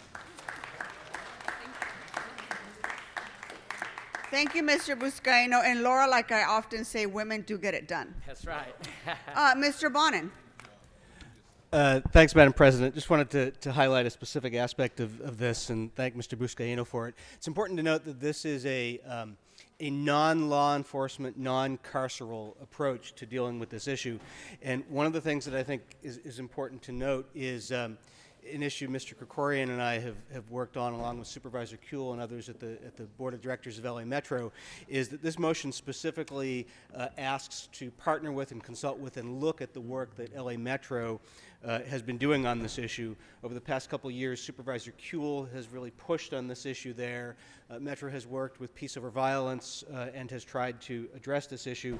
And one of the things that this motion specifically asks for is work with LA Metro on its Public Safety Advisory Committee, which is a task force of riders, of passengers, that was appointed by LA Metro as part of a reimagining public safety initiative that the board engaged in about a year ago.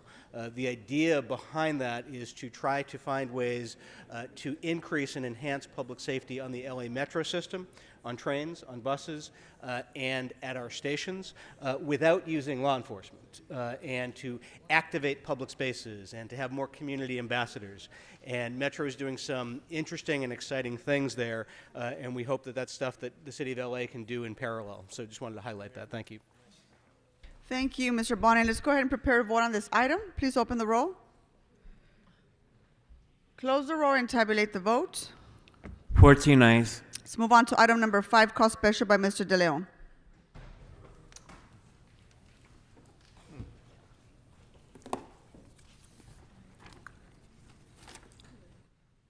Thank you very much.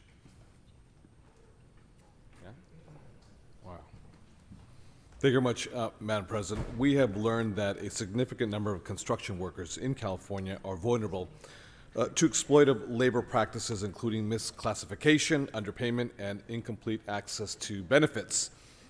By developing best practices for designating a list of pre-qualified, reputable contractors, we can protect our residents and workers alike from the consequences of, in fact, cutting corners. This is just a final step toward ensuring that all development in Los Angeles protects the rights of construction workers from being exploited through disdainful practices like wage theft and the failure to provide basic benefits. The city must exercise control to make sure that we promote equity as well as safeguard the working families in Los Angeles, and LA can and must do better. There's very few regions throughout the city of LA that actually ask for development. And in this case, downtown LA, in terms of vertical development, there is a lot of support for.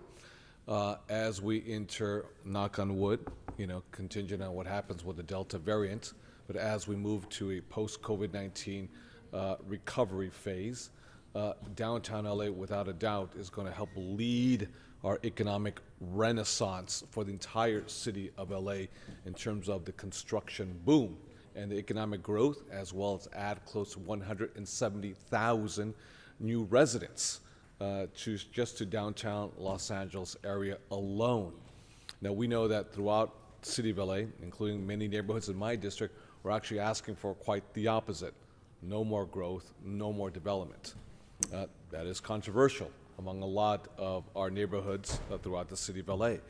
Even when we have a severe housing crisis, as well as a homelessness crisis. But again, in downtown LA, folks actually support economic growth and development, and we want to make sure that we create a downtown that's inclusive of everyone, not just someone.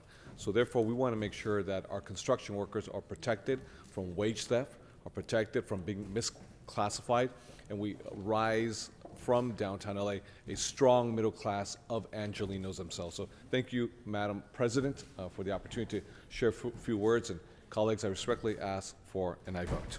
Thank you, Mr. De Leon. Let's prepare to vote on item number 5. Please open the roll. Close the roll and tabulate the vote. 14 ayes. Let's go ahead and vote on item 22 as amended. Open the roll. Close the roll and tabulate the vote. 14 ayes. Let's vote on item 23 as amended. Open the roll. Close the roll and tabulate the vote. 14 ayes. Let's go ahead and vote on item 24 also as amended. Open the roll. Close the roll and tabulate the vote. 14 ayes. Let's vote on item 25. Motion by Mr. Price, second by Mr. Krikorian. Let's go ahead and open the roll. Close the roll and tabulate the vote. 14 ayes. Item 65.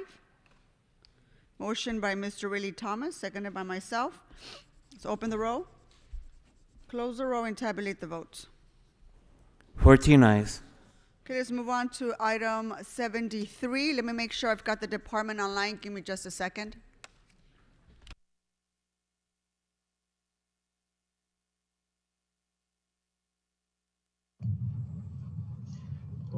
You have to wear a jacket coat on this.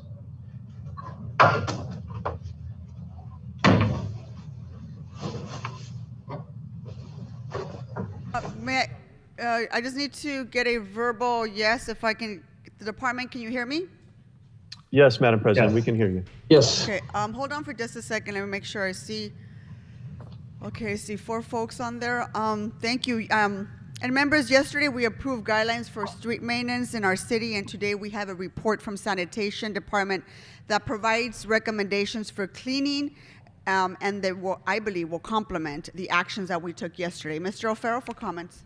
Thank you so much, Madam President. And joining us today from Sanitation is Domingo Orozco, Gabriel Miranda, Pepe Garcia, and Chief Howard Wong. So I want to thank the gentlemen for joining us today. Colleagues, I want to begin by acknowledging Councilwoman Nithya Raman and Councilmember Mike Bonin for bringing this subject forward, which was heard in an April Energy, Environmental Justice, Climate Change, and River Committee hearing.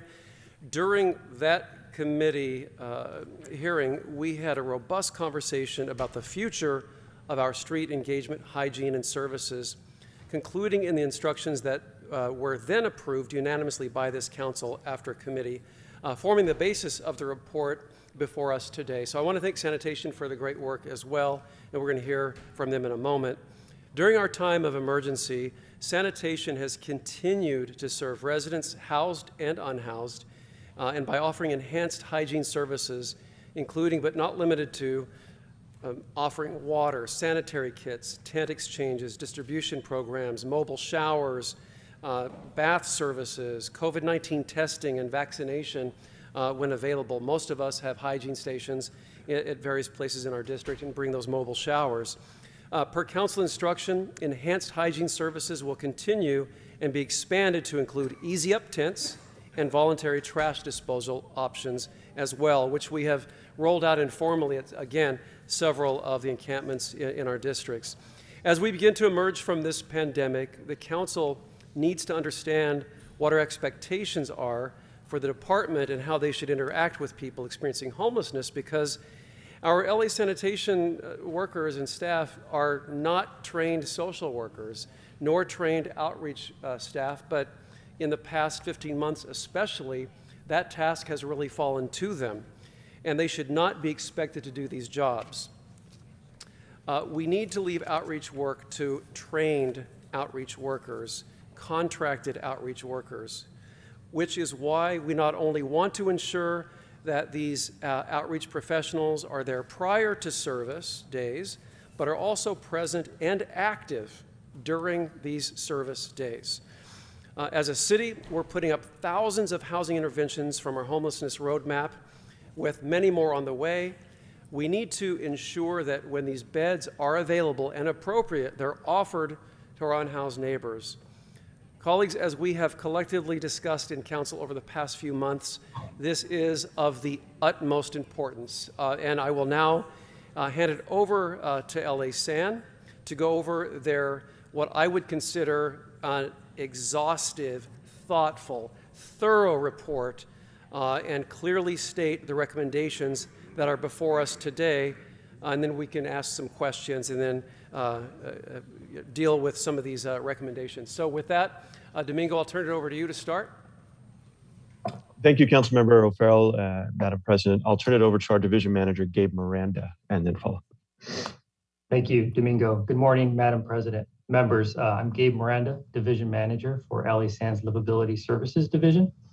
We are here this morning to provide a report back on Motion 21-0031, introduced back in January of 2021, which directed LA San to develop voluntary service-based protocols for Care Plus operations citywide, which include but are not limited to regular, scheduled, and well-publicized cleanings, designation of areas where trash and waste can be placed for disposal, and removal, including expanding on voluntary trash service, use of community partners and ambassadors to conduct outreach and facilitation.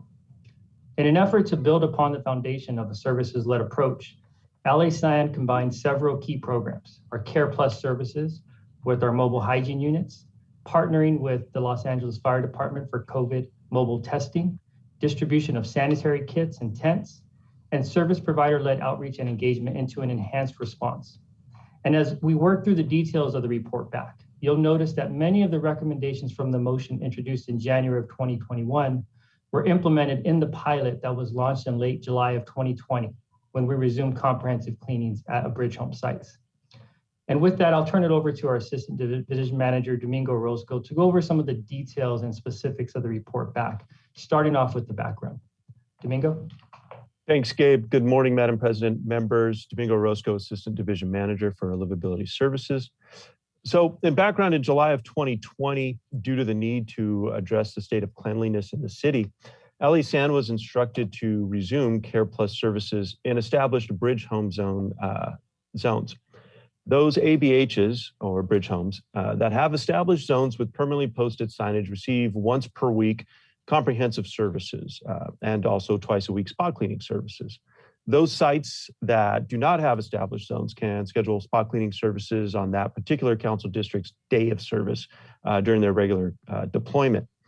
So in the piloted enhanced services that was instructed by council for LA San to resume, those piloted services included the comprehensive servicing with posted permanent signage, mobile hygiene unit deployment that provided sanitary shower and restroom services, also a tent exchange and distribution program, which we were able to quickly stand up so that people had a place to continue to shelter in place. We also put together with our ambassador program a sanitary kit distribution, so everyone had masks, gloves, and sanitizer distributed to those in need. Also, we deployed Easy Up canopies along with these locations and these service sites. When we were coordinating with the Unified Homeless Response Center out of the mayor's office with LASA and LA Fire Department, they were also able to provide, when the resources were available, mobile testing and vaccination services for COVID-19. These services allowed LA San to provide areas for social distancing while providing street hygiene and engagement services. Further, LA San will work with our network of vendors regarding our supply chain supplies so that, as resources become available, we're able to deploy those resources for our September 1st launch. The comprehensive cleaning services, that's with posted signage in the ABH zone with a dedicated day of service. This provides a clear, transparent understanding of when street engagement and hygiene services will be provided. The comprehensive Care Plus services include the removal and addressing of line of sight health hazards, the removal of trash litter and debris, Also the sanitizing of the public right-of-way. And also when we're there, we're seeking guidance and clearance and compliance with ADA egress, ingress accessibility. The mobile hygiene units, currently we have 6 in deployment. These are deployed daily to the bridge home zones across the city, and they provide sanitary shower and restroom services. LA Sands vendors, 5 Key Schools and Programs, and Urban Alchemy provide ambassador services at these mobile hygiene unit locations to people experiencing homelessness who make use of the services there, the sanitary shower and restroom services. Nearly 26,000 showers have been provided to date. We're very excited about that as we look to continue this program. It's been a very successful partnership with 5 Keys and Urban Alchemy, and that's one we'd like to see to continue. And also the pairing of the mobile hygiene unit within the bridge home zones is beneficial for several reasons. It provides a regularized schedule of hygiene services. It's the alignment of the number of MHUs or mobile hygiene units with our bridge home service zones on a particular given day, usually about 5 to 6. And then also with these city service connection points, whether it's water access or sanitary sewer access, so that we're able to deploy these units independently of any other connection points. So having that as a single point during a single day makes a lot more sense than moving around multiple times in a single day. Also, we'll work with the City Council to further refine that deployment schedule as we look through the rest of the fiscal years. We look to increase that fleet deployment. One of the things that's also very critical to us is voluntary trash disposal. This is something that needs further refinement, but we'll continue to distribute trash bags for voluntary trash disposal. Council district offices will receive bags from LA San, and they can provide them to service provider organizations to distribute during outreach and engagement activities. Further, we'll deploy an additional 1,000 receptacles citywide during the upcoming fiscal year as outlined in the budget. And this will supplement the previous distribution of over 5,000 automated litter bins and 500 green wire baskets that have been placed in the public right-of-way already. Additionally, to help further develop and refine this program, in the unappropriated balance, we have 4 management positions that will need assistance in getting those moved forward so that we can develop this program along with other programs in our package. As we move forward with collaboration with service providers, we've often been included in the larger social services discussion. However, LA Sands' role is the removal of health hazards, as well as addressing trash, litter, and debris within the public right-of-way. There's a clear benefit to having service providers who can have forged meaningful and lasting connections with people experiencing homelessness present and participating in the work that we do. On-site service providers conducting initial outreach and engagement during service operations is critical to building trust and encouraging voluntary maintenance of clean and passable sidewalks by people experiencing homelessness. Furthermore, the need is clear that trained service providers conduct extensive outreach and engagement in the time leading up to this new hygiene service deployment. To that end, LA San will begin the enhanced deployment of street engagement and hygiene services starting September 1, 2021. And this will allow for ample time for service providers, whomever that may be, to conduct thorough and meaningful education, engagement, and outreach services across the region. And further, we'll discuss also the importance of having a 2-week lead time prior to any priority service location for additional outreach and engagement by service providers prior to the day of service, which we're also asking for. During this unprecedented global pandemic, LA San staff, as Councilmember O'Farrell mentioned, continued as frontline workers while facing increasingly difficult circumstances, not only the city's budget crisis, but also growing legal challenges. Added to these ever-present concerns is striving to achieve clean, passable sidewalks for all. It's created a difficult and challenging work environment for our staff, and LA San will provide refresher training and new training for new staff to continue to provide employee assistance so that they have the information and the training to do their job safely and efficiently. Additionally, voluntary compliance with city's laws on street engagement and hygiene is always our objective at LA Sanitation. And at times, when needed, LAPD support is needed to ensure the safety of LA San staff while performing their work. And we'll also continue to request that support including locations where pre-deployment may be needed. But we will work with our council partners and LAPD and the Unified Homeless Response Center to identify those locations, to request that support. And as we get to really scheduling and the deployment of these teams and these resources, a predictable and transparent service calendar for service providers, agency partners, council offices, and the public will become the cornerstone of our newly augmented program. The goal is to further enhance the efficiency and reinforcing our operational structure on deployment. As we move to 5 days a week per service, we'll aim to reduce the response times through a projected 2-week schedule in advance. This is necessary to ensure smooth operation and confidence in administration of the program. What we're looking for with council offices and continuing our partnership is a priority 2 weeks in advance of locations that need servicing. This will allow not only sanitation to ensure that the right resources are deployed from our end, but also additional outreach and engagement time prior to the service day for service providers. We're also asking that they're also with us day of on that service to provide that initial contact, further building trust and self-service on that component. Helping us to round this out will be the support and management that we're asking for. So in order to successfully develop and implement these identified hygiene service enhancements, we need to onboard our management team to quickly oversee, develop, provide the necessary guidance and training of the field staff that we bring in. Additionally, our management team is responsible for addressing all divisional hiring and training and personnel matters, as well as responding to any and all litigation matters that we face.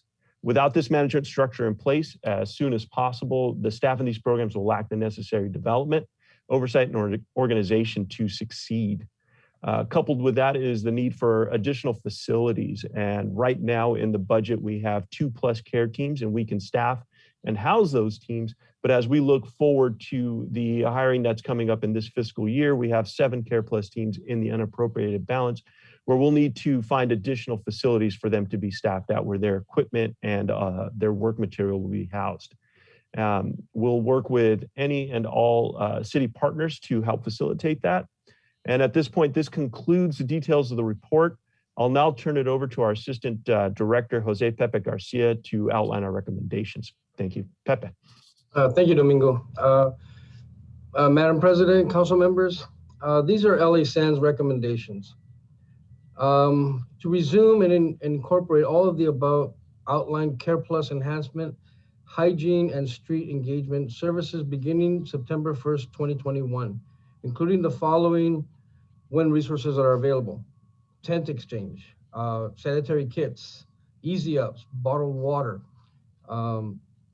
We request the training, the appropriate trained engagement personnel be on site when we're doing these enhanced cleanups and providing hygiene services. LASAN to develop and pre-deploy voluntary trash disposal, including trash bags and additional receptacles deployed will be serviced by our receptacle team. Training and retraining to provide LSD staff with various agencies, including mental health awareness, de-escalation techniques, and legal guidance. It'd be very helpful if our staff had some awareness of what those things are, since they've been doing that element for some time now. And as we expand, everybody should be aware of what's going on.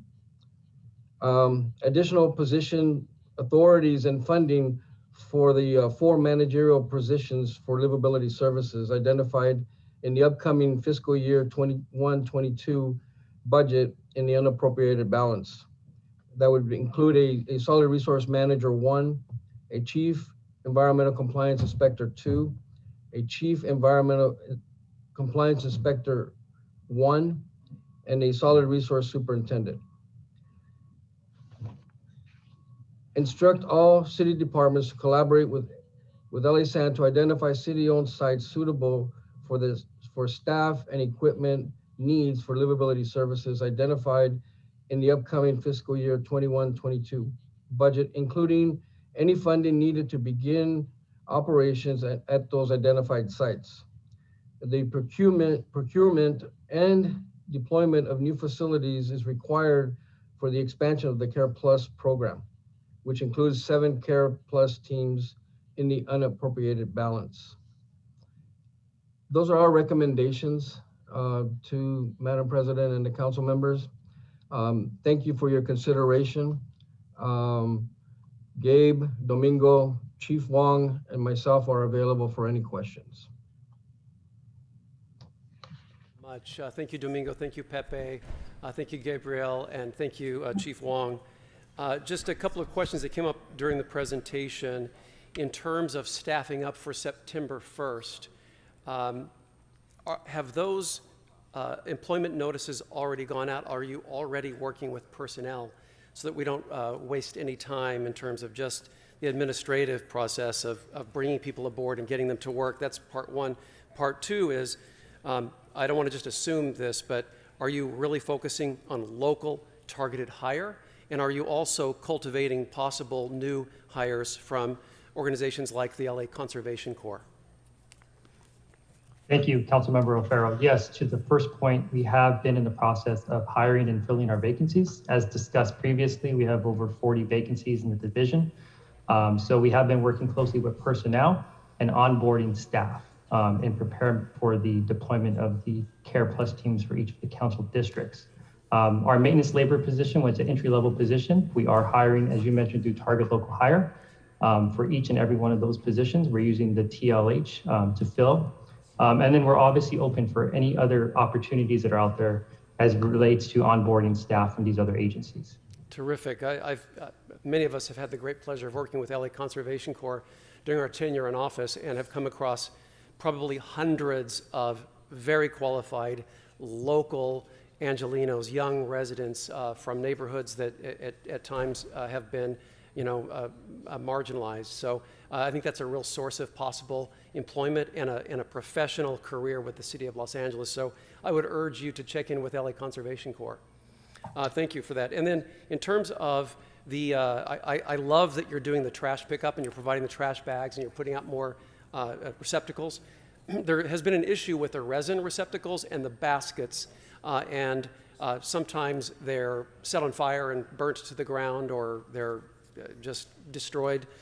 Do we have, and I'm not attributing that to people who are experiencing homelessness, because we've seen other folks we've seen other people damage and or destroy those. So do we have a more durable receptacle that we can deploy? So we are looking at different models. As mentioned, the 1,000 new receptacles that we're looking to deploy. Historically, it's been 2 different units, the automated litter bins and the green wire baskets. But we have seen some of those challenges where they are set on fire. And then just making sure that they are bolted down in a way that they don't move or they don't get lost. So those are different options that we're looking at. And we are looking at different models. So for the upcoming deployment of the 1,000 new receptacles, we're looking at the different options that are available. Thank you. And the report mentions the importance of worker safety.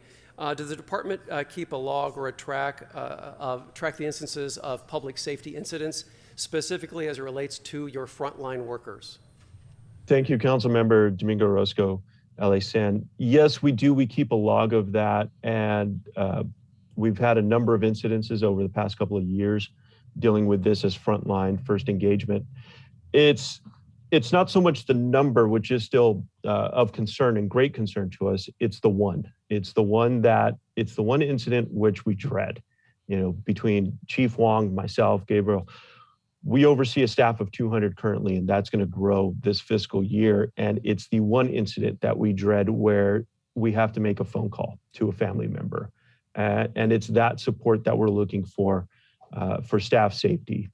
There's been a number of incidences where our staff have gone to the hospital. They've had to report to medical services. There's been a number of issues. And it's across the board. It's not just for our staff, it's for the public as well. But it's the one call that keeps us up at night. It's that one incident that we dread. Thank you. I know that for the most part, sanitation crews have been able to go and do their work uninterrupted.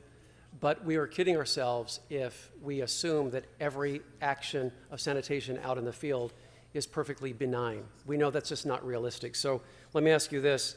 How often in general do your sanitation crews need to call the LAPD? I believe over the last year or so, we've looked at probably over 150 incidences where we've called for support in various ways. And what percentage of that roughly in comparison to overall services, days of service out there?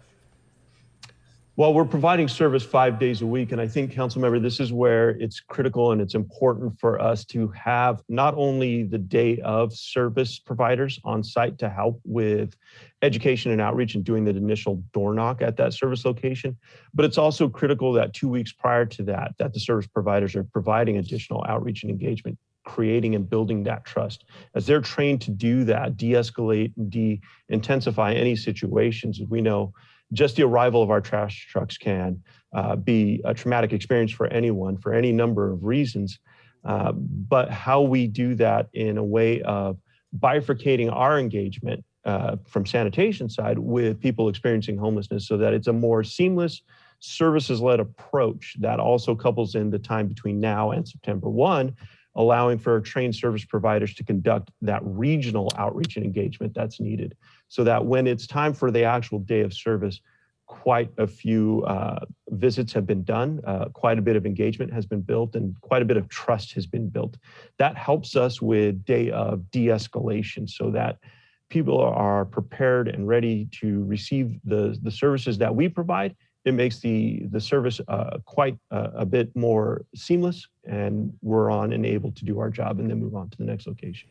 I mean, I know that in our office at our 2 Bridge Home sites, we have requested that the LAPD not be present in the area, in the immediate area, but stand by if necessary. And there have been many occasions where they have had to be called in. But I think as long as the process is, go light and just be prepared to call for public safety if necessary. It sounds like that's what you generally do. And it sounds like the 150 times represents a relatively small double digit of the percentages of times that the LAPD has had to intervene. But of course, you reserve that right for the safety of your workers. A couple of other quick questions, Madam President, if you'll just indulge me for a second. In relation to Mr. Bonin's proposals, let's just address some of these questions.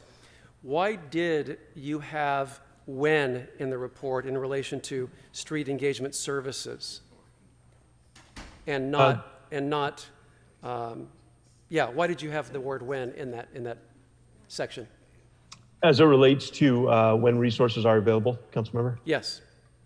So very good question. And the reason is we're dealing with vendors and service providers on additional supplies and inventory. So as we work with our vendors and third-party agents, we're subject to global supply chain just like anyone else. And so when those resources are available, we work with our vendors to not only build a stockpile, but get the necessary supplies inventoried, but then also deployed to our field operations so that people can make use of the equipment and the services that they need. But it's just, that's a reality of global supply chain. So we're trying to make sure that we have enough resources available so that when we deploy these enhanced hygiene and engagement services in September, things are lined up and ready to go for that deployment. Okay, and in terms of the word require instead of the word request as it relates to trained engagement personnel on site, right? Because I think we've all wanted trained engagement personnel on site, but in your report, to Mr. Bonin's point, you put request appropriate trained engagement. Why is that? Very clearly, Councilmember, we're requesting council to authorize that. And not requiring. Yeah, we cannot require the council to do that. We as a department, we can request. And by that you mean outreach personnel, engagement personnel with actual people experiencing homelessness. The trained service providers on site. Thank you. And then lastly, Madam President, thanks for your indulgence here. Could you address this point that Mr. Bonin would like to include, and that is during Care Plus enhanced hygiene and street engagement services, Sanitation will provide a safe zone, the safe zone issue for unhoused residents to safeguard belongings. I know that that's addressed extensively in your report. Can you expand on that particular point?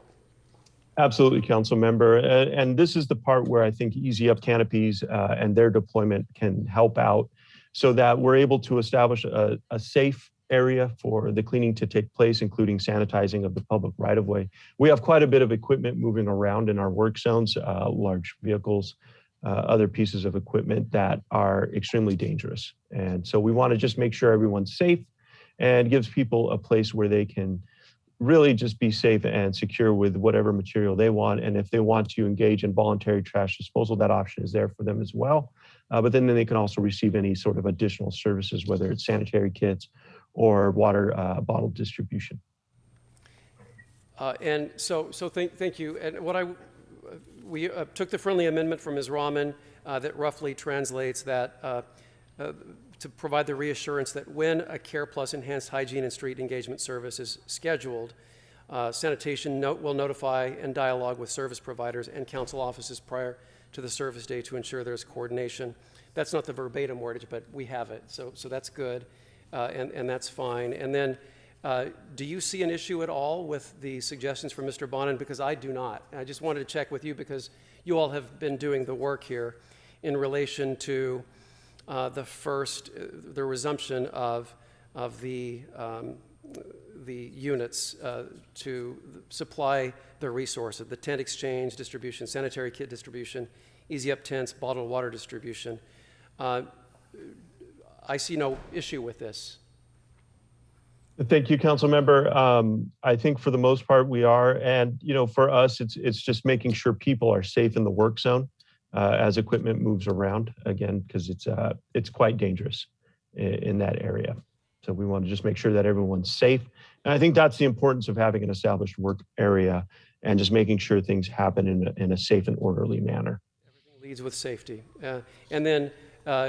You see no issue, nor do I, with requiring appropriate trained engagement personnel on site during the day of service. No, we do not. Okay, in fact, I would imagine sanitation would like that as well. Yes, Council Member, we would. That would be fine. Thank you so much. Yeah, and then just, lastly, colleagues, I'm going to borrow a line from Mr. Ridley Thomas here. Compassion plus compliance. And I think that's where we're headed, and I think where we are and where we're centered on all of this. And what is before us today is this report with recommendations based on the instructions that we already unanimously approved. I want to thank you gentlemen with Sanitation for this great report and all your work and 15 months of doing your best during the pandemic and all of your lessons learned in the field during this fraught time.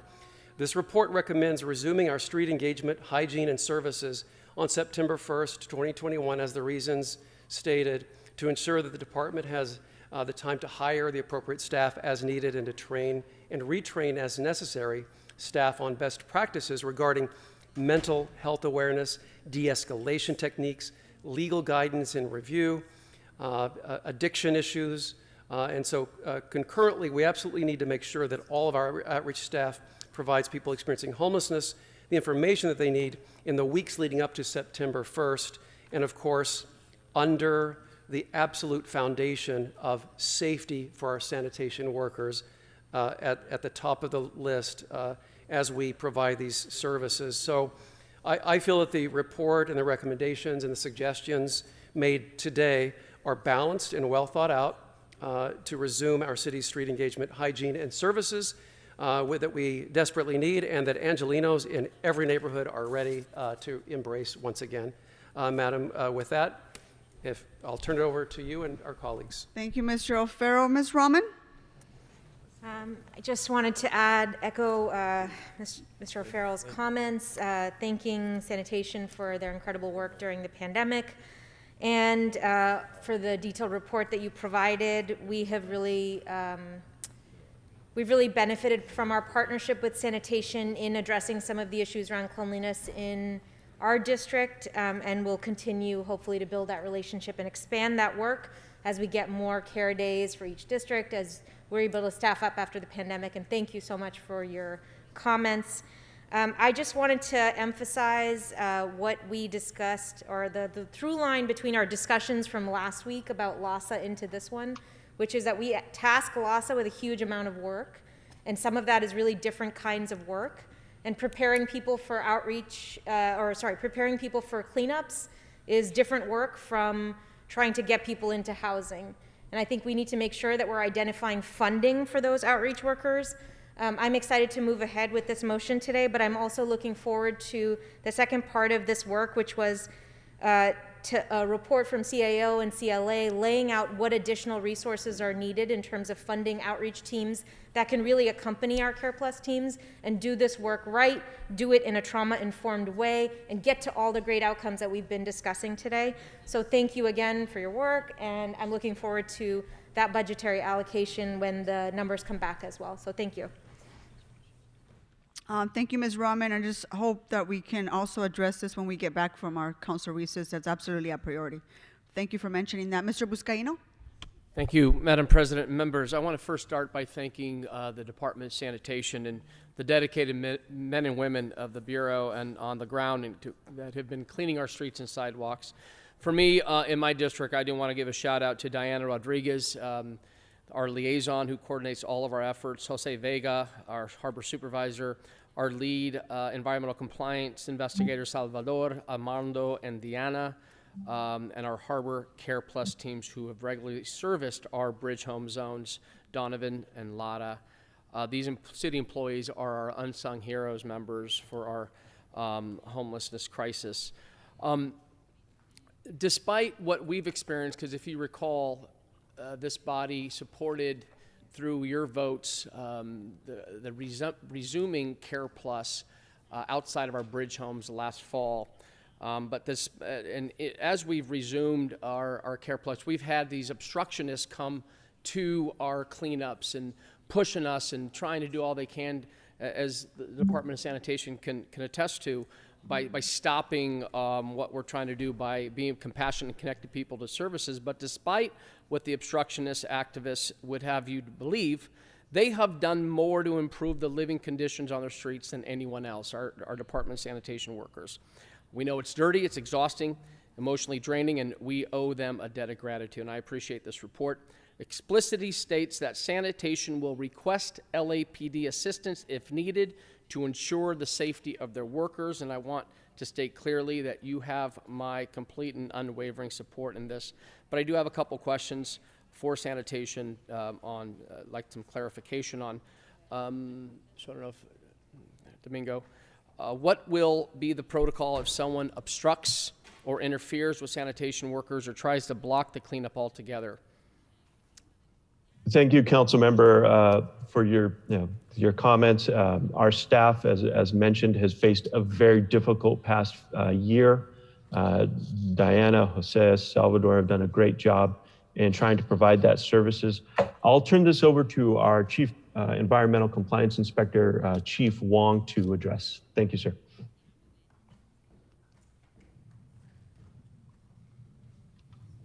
Good afternoon, sir. In your response, if I can, Chief, there's yes.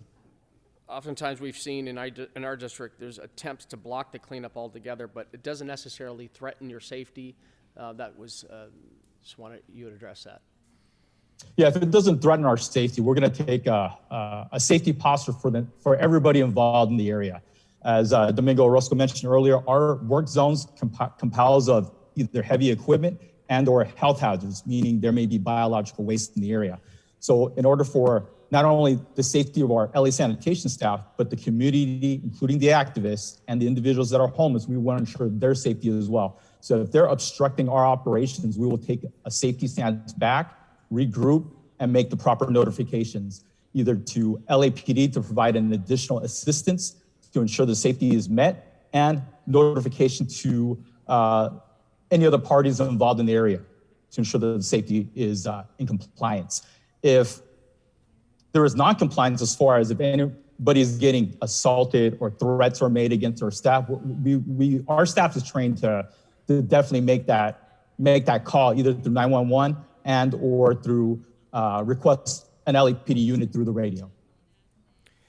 And as far as the amendment 73A, Mr. Bonin, I agree with the sentiment of your motion, but I am concerned about adding the pre-qualifications or conditions on our ability to protect public health. So to, again, the department, can sanitation guarantee a Care Plus cleanup that will never be canceled due to the lack of some of this equipment, tents, sanitary kits, or bottled water? So, council member, that's part of the goal of having the supplies ready and build up inventory. And as we look, we'll also have, this is part of the request, is to request that service providers that are trained in this outreach and engagement component are there with us day of. So working with our vendors on supply chains and making sure we have the necessary resources to do the job, but also working with service providers, not only for day of service de-escalation and engagement, but also prior deployment with 2 weeks advance notification, working with council offices on priority locations, but then also all of the work that can happen over the summer on regional education and outreach from service providers as well. So with this 73A motion, it will include the following: tent exchange, sanitary kit distribution, easy up tents, bottled water distribution, which I wholeheartedly agree with. But when you say the goal, I just want to make sure that you will have these items before deployment. You can't make that commitment today? Yeah, I can speak on that part, Councilmember Buscaino, Gabe Miranda, Division Manager. And the reason that we put when available is because sometimes we have no control over the inventory of the vendor. So for instance, if tents were not available, and it was required, then that would, not allow us to perform a comprehensive cleaning if, for instance, that particular item wasn't available to us. And because of the pandemic and limited supply, we'll make every effort to have it available, but that's why in the report we have it as when available and not as required. Also, so long as the funding, council member, is in line with all of that. Okay. So members, I know we all want to address this crisis with compassion, and if we truly want to be compassionate and improve the living conditions of our streets, then we have to move forward on resuming Care Plus, which is the compassionate thing to do. And as I mentioned earlier, my district is the only one where Care Plus cleanups have been conducted outside the bridge home zones during the pandemic at 3 locations. I just want you to know just the enormity of this issue throughout our city. Since January 1, at our largest encampments at Lameda McCoy, 146 tons of trash have been removed. This is not personal property, this is trash. 1.3 tons of hazardous waste has been removed, including 118 pounds of needles, 730 pounds of urine, 745 pounds of human feces. So we have to ask ourselves, how is leaving all that in an encampment compassionate? How is that humane? Ensuring public health and safety, as I often said, is our core responsibility to our residents, both the housed and the unhoused. We owe it to both to resume pressure washing, resume disinfecting, resume hazmat removal by authorizing sanitation, to resume Care Plus. So thank you. I ask for your aye vote and support of 73A as well.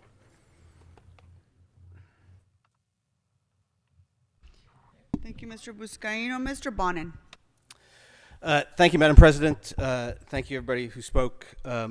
ITA for the next year or so, you may as well just automatically have my button get pressed as soon as Mr. Buscaino speaks, because I think I'm often going to be getting up and doing some rebuttal. Let me just sort of frame where this came from, and I want to thank Mr. O'Farrell and the committee for bringing this forward. This came about as a result of a motion I submitted, I believe it was last December.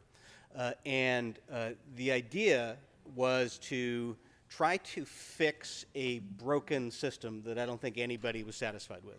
We were spending tens of millions of dollars a year to make encampments cleaner and more sanitary, healthier for people who live in them and live around them, and to remove trash from the streets and the sidewalks and public right-of-way. And I have yet to meet anybody who had been satisfied with that process and felt like things looked or felt any better, say 10, 12 hours after it had been done. And the dynamic of the way things had been happening was counterproductive. It was a confrontational dynamic. It was one that created conflicts that put our sanitation employees in a bad place. It was one that made it much harder for service workers to build relationships because they were caught in the middle of a situation of conflict where people felt as if they were being forced to do things and if they were being had their belongings seized. And the way many people experienced the cleanups are different than how we often perceive it. And I think it's important to think of it from both perspectives, with the understanding that I don't think there's anybody who's opposed to keeping encampments clean. The people who live in them want them clean. The people who live in them want them sanitary. The people who live in them want the trash picked up. And I have heard that universally. But the way things often happened under the old system is that a notice would get posted, and sometimes people wouldn't show up to do it. Something would happen and the team wouldn't show up. So people would have complied and moved all their stuff, and then the cleanup didn't happen. Or people would be there and the cleanup would be underway, and they wouldn't know where they could move their stuff to safely. And some of them may have had to have leave for a doctor's appointment, didn't know where they could leave stuff where it would not be taken or stolen or taken as an involuntary thing left behind and put into storage, never to be seen again. There were all sorts of problems with the system, and so we put in this motion back in December to try to create a less confrontational, voluntary system. And while this certainly isn't everything that I had sought in the motion, it does move significantly in that direction, and I appreciate that and consider this to be significant progress. Because it's important, as we talk consistently about reimagining public safety and talking about different ways of looking at situations where we traditionally call police and instead try to have a response that is de-escalating. We want to have a response to a potential conflict at a cleanup that is de-escalating as opposed to one that escalates the situation, and I think that's got to be the goal. There's a lot in here that's good. I mean, the reason I put the amendment in to clarify and make as a requirement some things is that we're not actually looking at the whole loaf of bread here today. We're only looking at half of it. And on the 20th of April, when we directed Sanitation to do this report, we unanimously approved 2 additional instructions. One was to instruct Sanitation in consultation with LASA and service providers to develop the standards in this report. And that didn't happen. This report is only from Sanitation. This did not include the consultation from LASA. So that's why I'm putting in some of these things, which we know are things that LASA and service providers and people experienced with best practices are telling us we need to do. Just curious if Domingo or somebody could answer. That was an instruction from the council to consult with LASA and service providers before bringing this report back. Why did that not happen? Councilmember Domingo Orozco, LA San. It's a great question. It's a difficult conversation. And, we've been in consultation with LASA and multiple service providers since we've started this business in 2012. And knowing that council's in a much larger discussion on the governance surrounding that, and there's other things happening in respects to ordinances or other issues, we felt it wasn't our place to dictate exactly who should be part of what component, but leaving council the space to determine which service providers should be providing what service. We wanted to speak to the need that we recognize service providers should be at the front, that they should be given every opportunity to conduct outreach and engagement in the public, not only unfettered or unattached to our teams, but also on the day of service, providing that initial conduct of outreach, so that helps with the de-escalation, that helps with the building trust. It shouldn't be on us to determine who should, but we respect the need that there should be a service provider that's trained and attached to this component so that it helps with building that trust in the process. I understand. I think I understand what you're saying, but I want to be very clear. Council gave direction to the department, consult with LASA and service providers on this report. And your response was that you didn't think it was your place.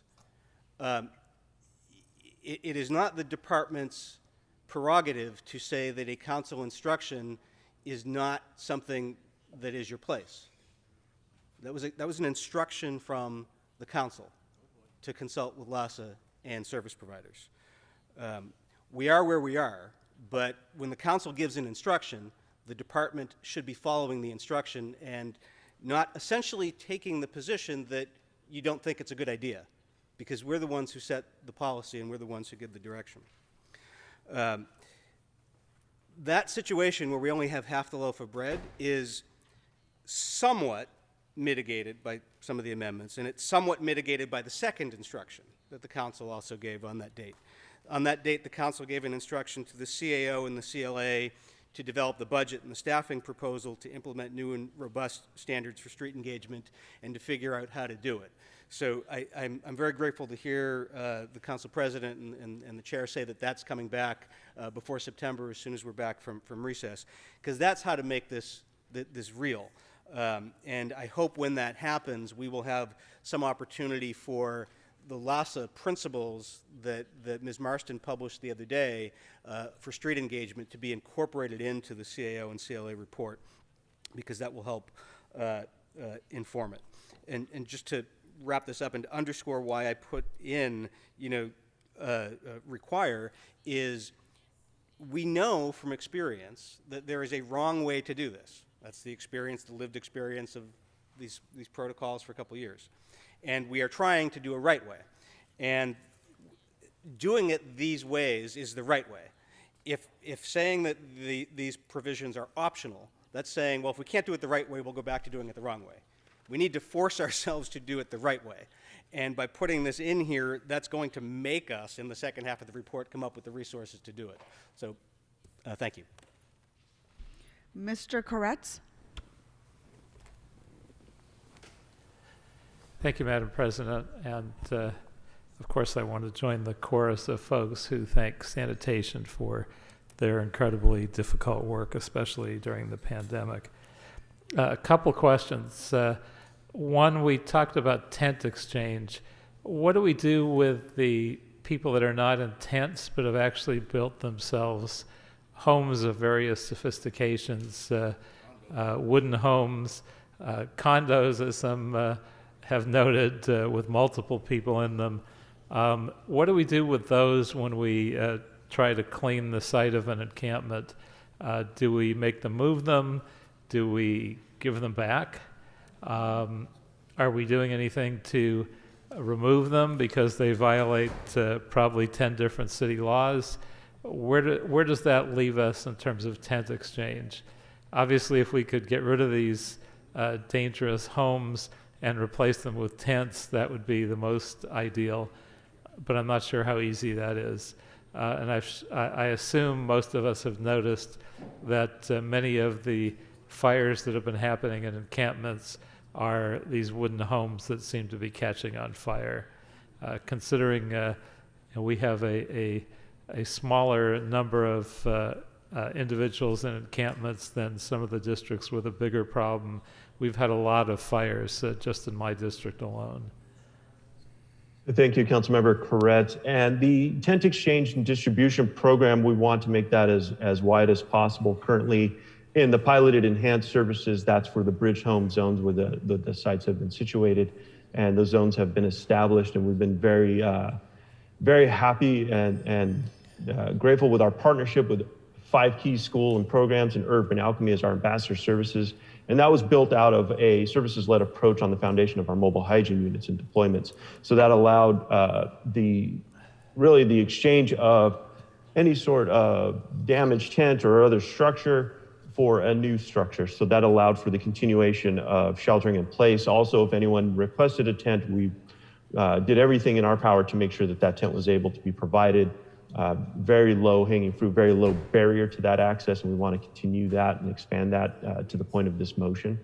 But I'll turn it over to Chief Wong if there's any other safety concerns on addressing material in the right-of-way. Yeah, because that was sort of a one half of the two-part question. What is our strategy with these built homes during our cleanups? Sir, I can respond to that. Howard Wong here. We look at this at two ways. What's our authority? Currently, our authority relies within, if it's structures within an ABH zone during the comprehensive cleanup day, identify that for that zone, we can deal with that structure at that time. Outside of the ABH, we will have to either resume comprehensive cleanups citywide to address these structures, and or if the structure's in violation of ADA, ingress, egress, access, then we can address that separately to achieve that portion of the blockage or blocking of the sidewalk or ADA ingress, egress. So does that give us the ability to remove and not replace these illegally built homes as part of the process?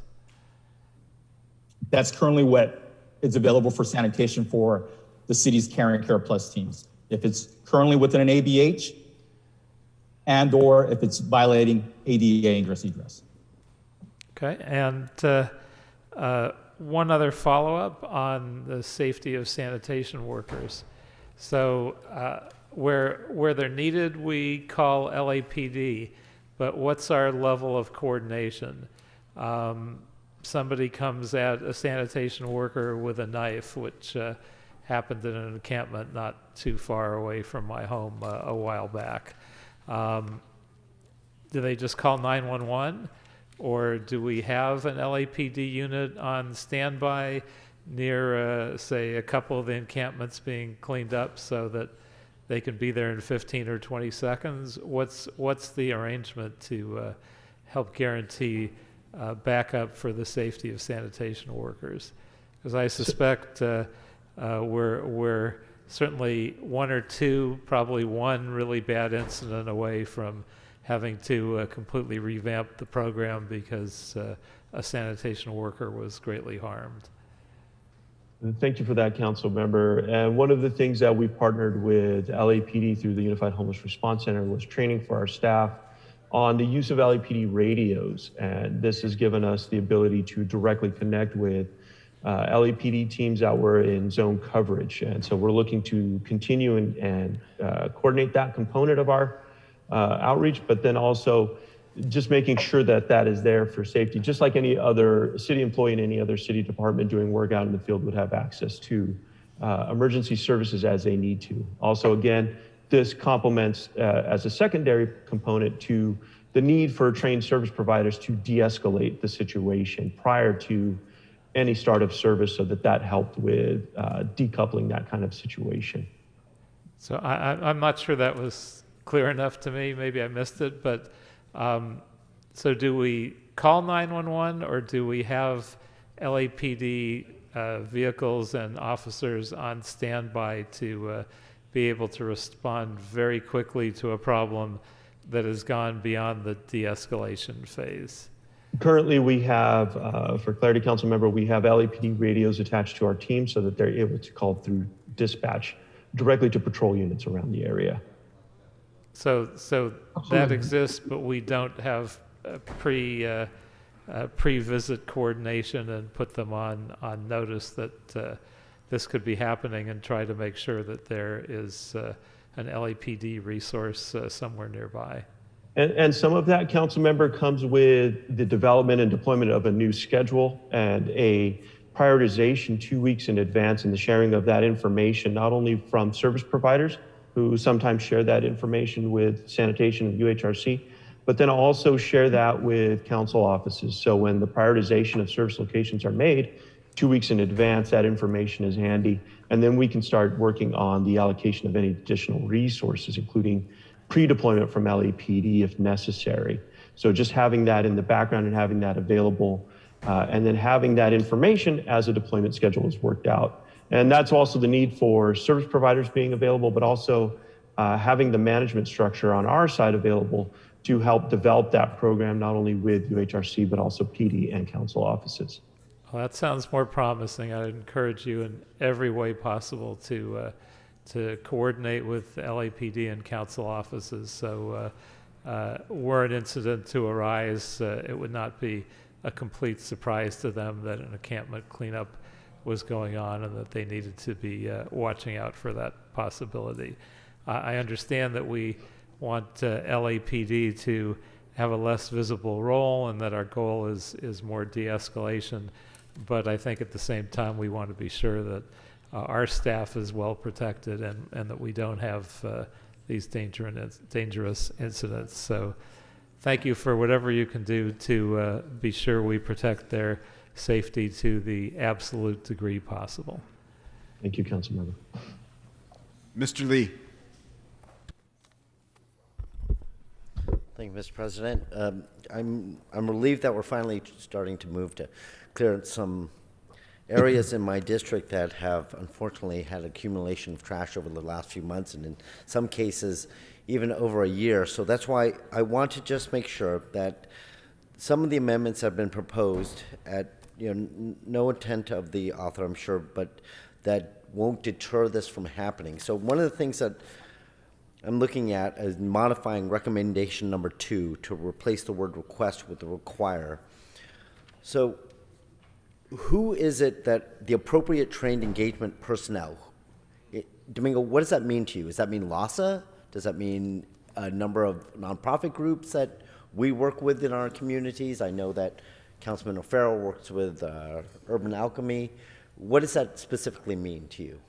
Good afternoon, Councilmember Lee. What that means to us at LA Sanitation is an entity that's trained in engagement, outreach, and de-escalation services, that's able to provide the necessary services that any person experiencing homelessness may require. And so we wanted to make sure that there was enough space there for council to make the determination on what those services were for that part of the engagement.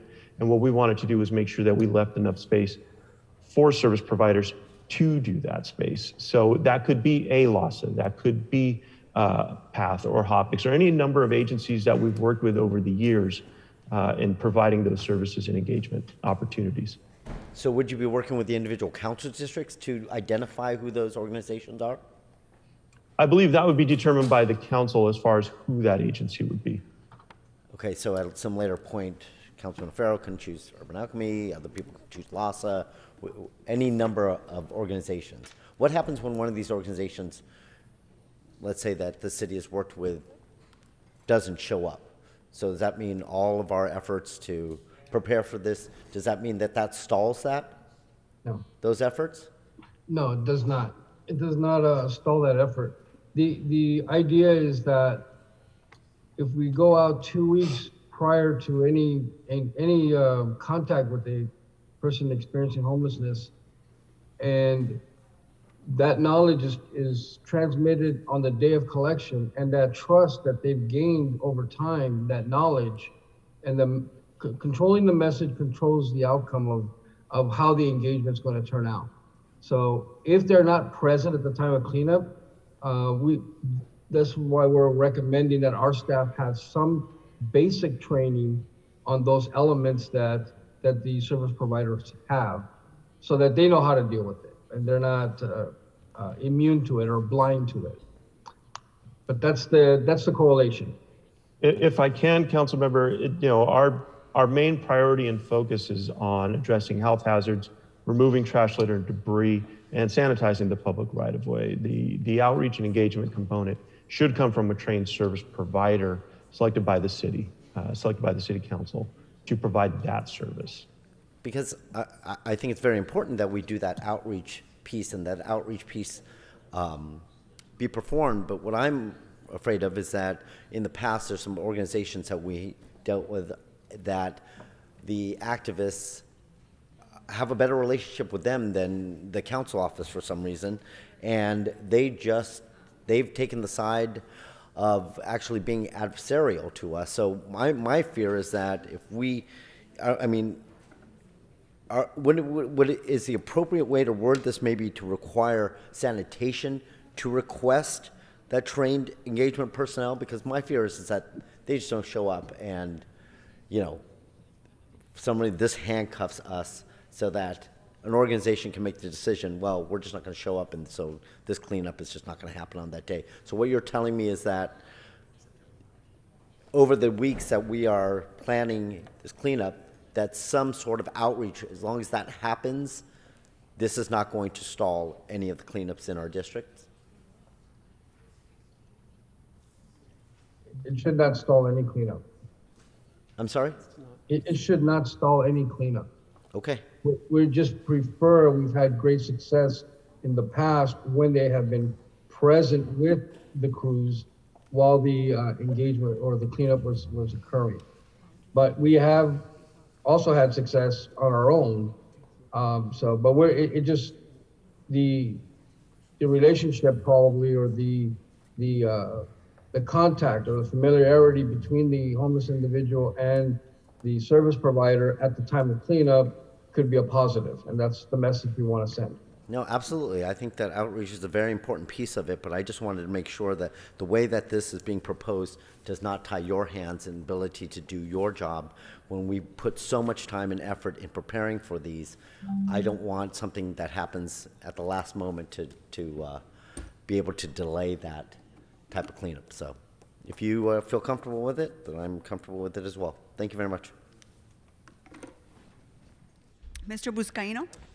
Thank you, Madam President. Mr. Lee, same concerns that I have, but we're on record. We can make sure that as we move forward, there won't be any delays and no excuses that, oh, we didn't have enough tents here, oh, we needed more water bottles there, let's pull back. But I trust Domingo, Pepe, and Chief Wong, based on our relationships over the course of this last several months. Just for the record, Madam President, if I can, I mentioned that of the trash and hazardous waste that was collected since we resumed Care Plus, that was not on one location, Lamita McCoy. My district director called me right away. It is an accumulation of all three sites, Lamita McCoy, Beacon Street, Fig and E. And Domingo, would you say that since we've resumed Care Plus outside our bridge homes in CD15, we have connected people with housing? I'm sorry, Councilmember, can you repeat that Since question? we've resumed Care Plus in CD15, have we connected people with housing?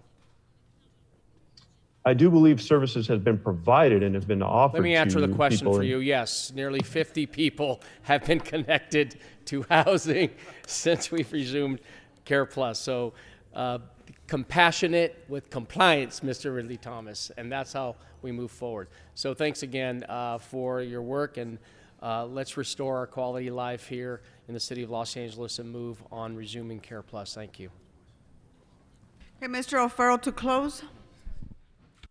Thank you, Madam President. And this has been a great discussion. We've had lots of great discussions and probing deeply into these issues. I do feel very strongly that every last one of us on this city council want to lead with compassion to get to compliance. And to second guess any of us who have that belief in their heart is cynical. And so I think that this is a really improved product. And I just want to address Mr. Koretz and Mr. Lee very briefly on your comments because they were somewhat related. The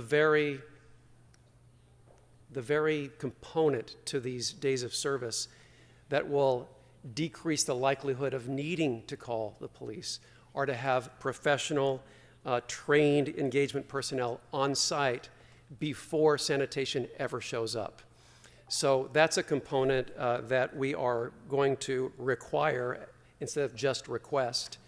And so trained engagement personnel will also engage at the sites where homeless encampments are in the days leading up to the morning or afternoon of. So I think that will be addressed.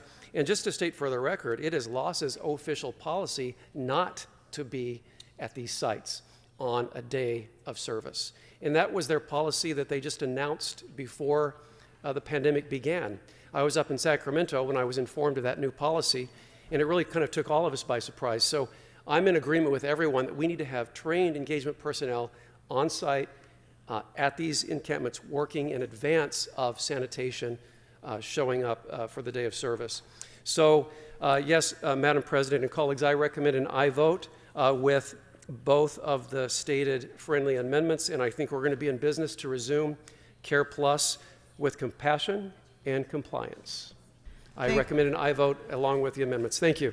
Thank you, Mr. O'Farrell. And like I stated previously, our plan is to bring the outreach framework right after we get back from recess, and my commitment is to do it before September 1st as well. So thank you very much. With that, Madam Clerk, please call the roll, open the roll on item 73 as amended. Close the roll. Tabulate the vote. 14 ayes. Thank you. And that is adopted as amended.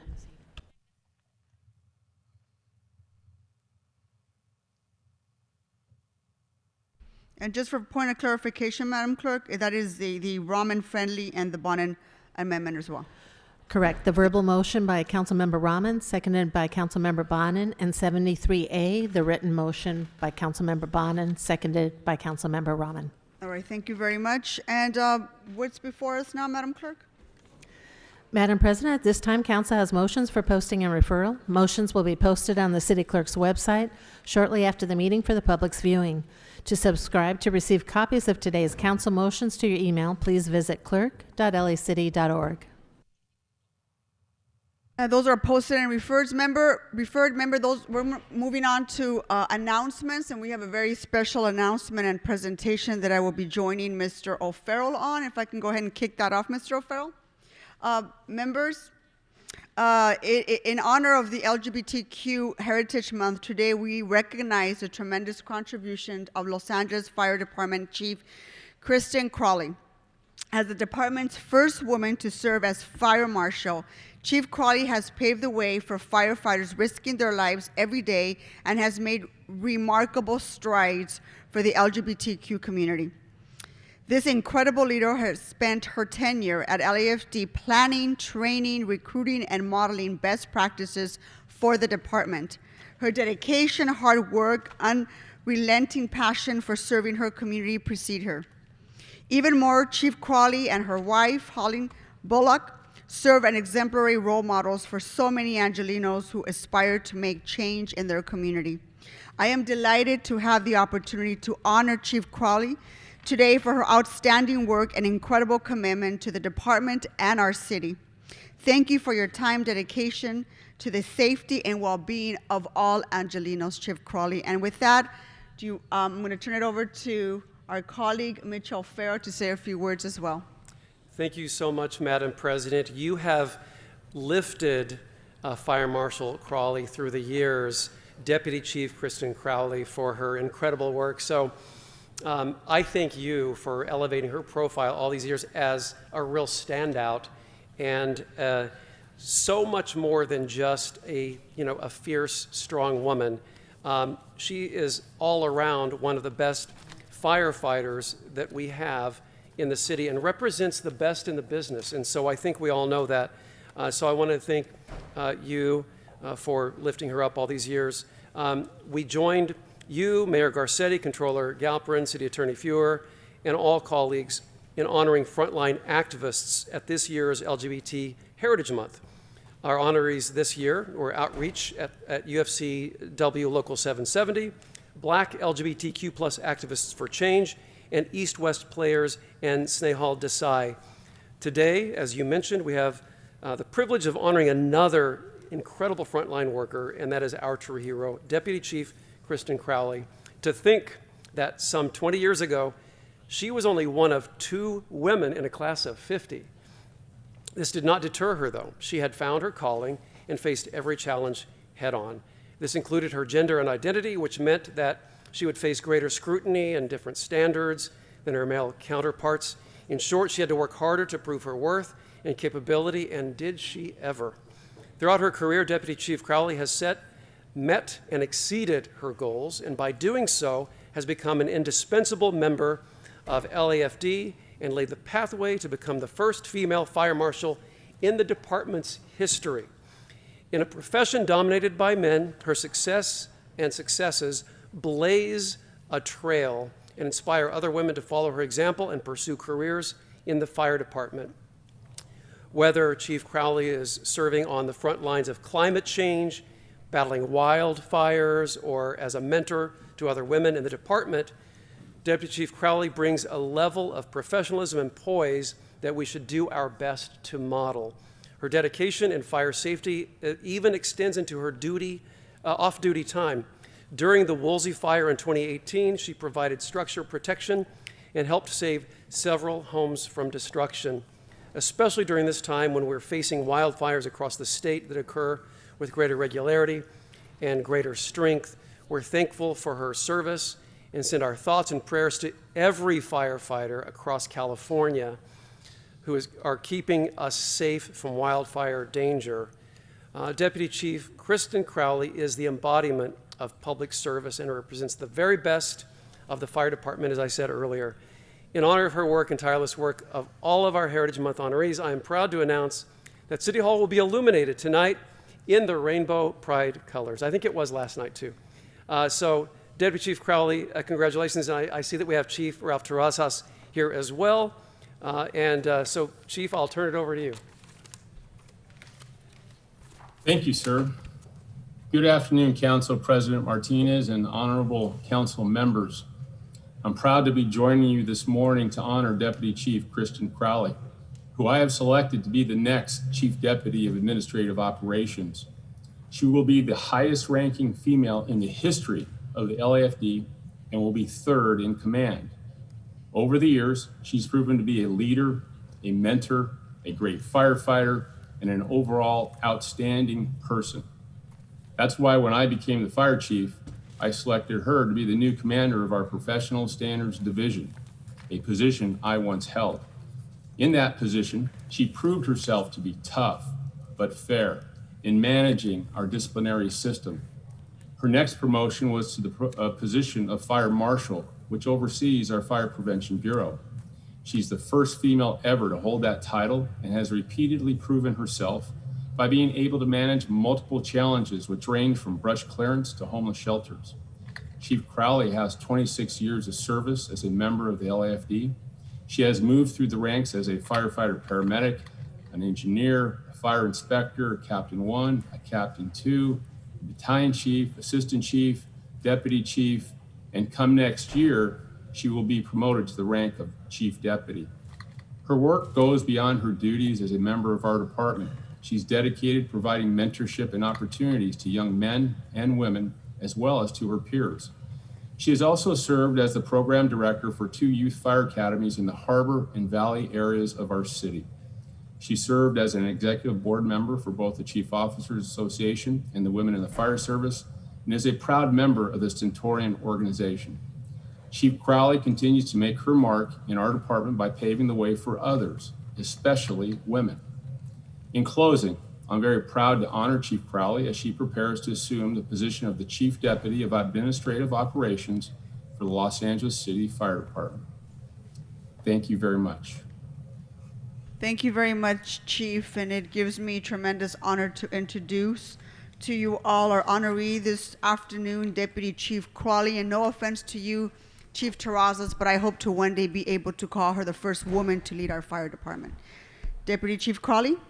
Oh, thank you so much, everybody, and good afternoon. I do truly appreciate this recognition, and thank you to Madam President as well as Councilmember O'Farrell and all the city council members that are present, and thank you, Chief Terrazas, as well. I am humbled and honored to represent the LAFD, the women in the fire service, as well as the LGBT community. And this is really a true reflection on the growth and the evolution within the city, the LAFD, and the fire service as a whole. This is a real-time demonstration of equity and validation that there are true opportunities to compete and promote into the highest positions of influence. With a lot of hard work, dedication, and support, I'm a direct reflection of what types of possibilities are out there and what can be accomplished. And I'm humbled and honored, and I look forward to this upcoming challenging assignment. And thank you again. Truly, I am so thankful for this recognition, and I appreciate it. Very much, Deputy Chief Crowley. Congratulations again for all your tremendous work and continuing to elevate women in the fire department. Appreciate all your hard work. Thank you very much. Thank you, members. Are there any other presentations or announcements? Seeing none, any adjourning motions? Mr. Harris Dawson, please rise for adjourning motions. Thank you, Madam Chair and members. I have two adjourning motions this afternoon. First, today I ask that we adjourn in celebration and memory of the iconic Miss Elizabeth Betita Martinez. She passed away at the age of 95 after a long career as a leading Chicana activist, artist, diplomat, and organizer. She was a longtime community organizer and prominent voice in the Chicano movement and the larger movement for social and economic justice. She got in a lot of good trouble over the span of her 95 years. She grew up in a segregated suburb of Washington, D.C., the daughter of a Mexican father who was a Georgetown University Spanish literature professor and a white American mother who was a high school Spanish teacher. In the 1950s, she worked as the Secretariat for the United Nations, researching colonization and decolonization in Africa, and later went on to work with the Student Nonviolent Coordinating Committee in Mississippi during the Civil Rights Movement of the 1960s.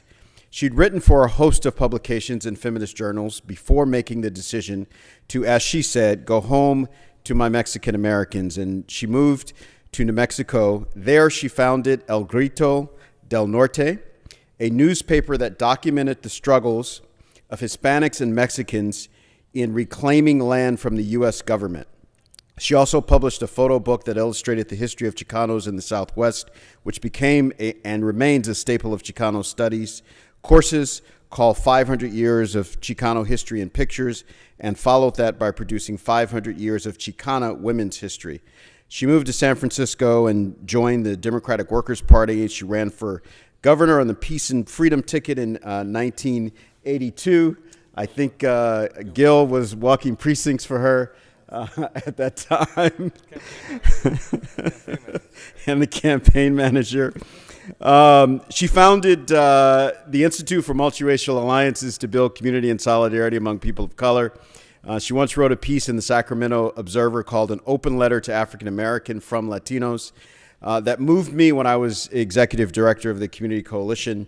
She wrote about the need to build alliances between people of color who have similar struggles for liberation from poverty, racism, and for peace and justice. She was always quick to point out the dangers of the divide and conquer strategies that the ruling forces would put before us. She had incredible impact on Los Angeles in very recent years. All of us who were activists in the late part of the 1990s and early part of the 2000s sat at the feet of Betita.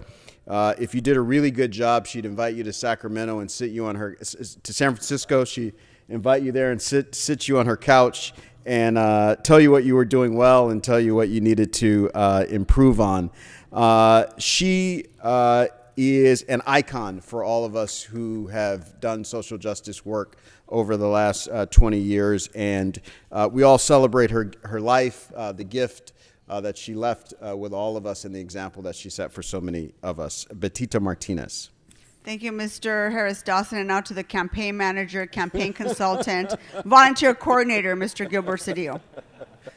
It's true. I knew Betita in the late 70s and early 80s and on through. And as Mr. Harris Dawson said, she was unwavering in her commitment, her values, and her politics. And very popular, very kind, and just a lovely human being. I think we really appreciate her putting together her book, The History of the Chicano Movement, 500 Years of History, and then followed it up with a book on 500 years of Chicana history, and both very important works for us who care about history and the context for which we do our work. And so, God bless her. She was a lovely, all I can say, she was a very lovely and vibrant human being for the entirety of her 95 years. Thank you, Mr. Cedillo. Mr. Harris Dawson, if you can please add me to that adjourning motion as well. She was quite a force, and may she rest in power. Any other? You have a second one. That's right. Go ahead. One more. Madam Chair and members, I ask that we adjourn today in the memory of Sanyika Shakur, who died at the age of 57 years old. Senika grew up in the 8th Council District near 69th, near Florence and Normandy. He was a well-known and notorious gang member in the 1970s, and many feared him for his reputation for picking fights, winning fights, stealing, and a host of other activities causing mayhem in the neighborhood. He led a gang life, was really a part of the original gangs that we know to this day. That narrow path, as it often does, led to incarceration, where Mr. Shakur spent several years in jail. During his time in jail, he turned his life around, began a new religious practice, and began a new political practice. In 1993, he became a best-selling author for his book and memoir titled Monster, the autobiography of a Los Angeles gang member. In his book, he talked about his involvement in gang culture, the violence, and his growth and transformation after going through prison. During the mid-1990s, I worked with young people in South LA, and there was not a single piece of information, propaganda, literature, video, anything that turned more young men around than that book. Latinos, African Americans, it didn't matter what set or gang they were on the edges of. If you got that book in their hand and they read it, they would almost uniformly walk away from that lifestyle. And he had an extremely tremendous impact while he was still in prison, just in the publication of that book, which became a bestseller. He was eventually released from prison and became a community intervention worker, worked for Second Call to counsel others and work directly with young people, served as a role model to folks who were trying to turn their life around. Sadly, in Oceanside, California, Mr. Shakur passed away at a homeless encampment. And so we recognize his life, both the parts that are tremendously negative, and he paid a price for those, and the part that demonstrates that all of us have the opportunity to make a contribution no matter how low we may sink. May Mr. Shakur rest in peace. Thank you, Mr. Harris-Dawson. Any other adjourning motions, members? Seeing none, our meeting is adjourned. Thank you.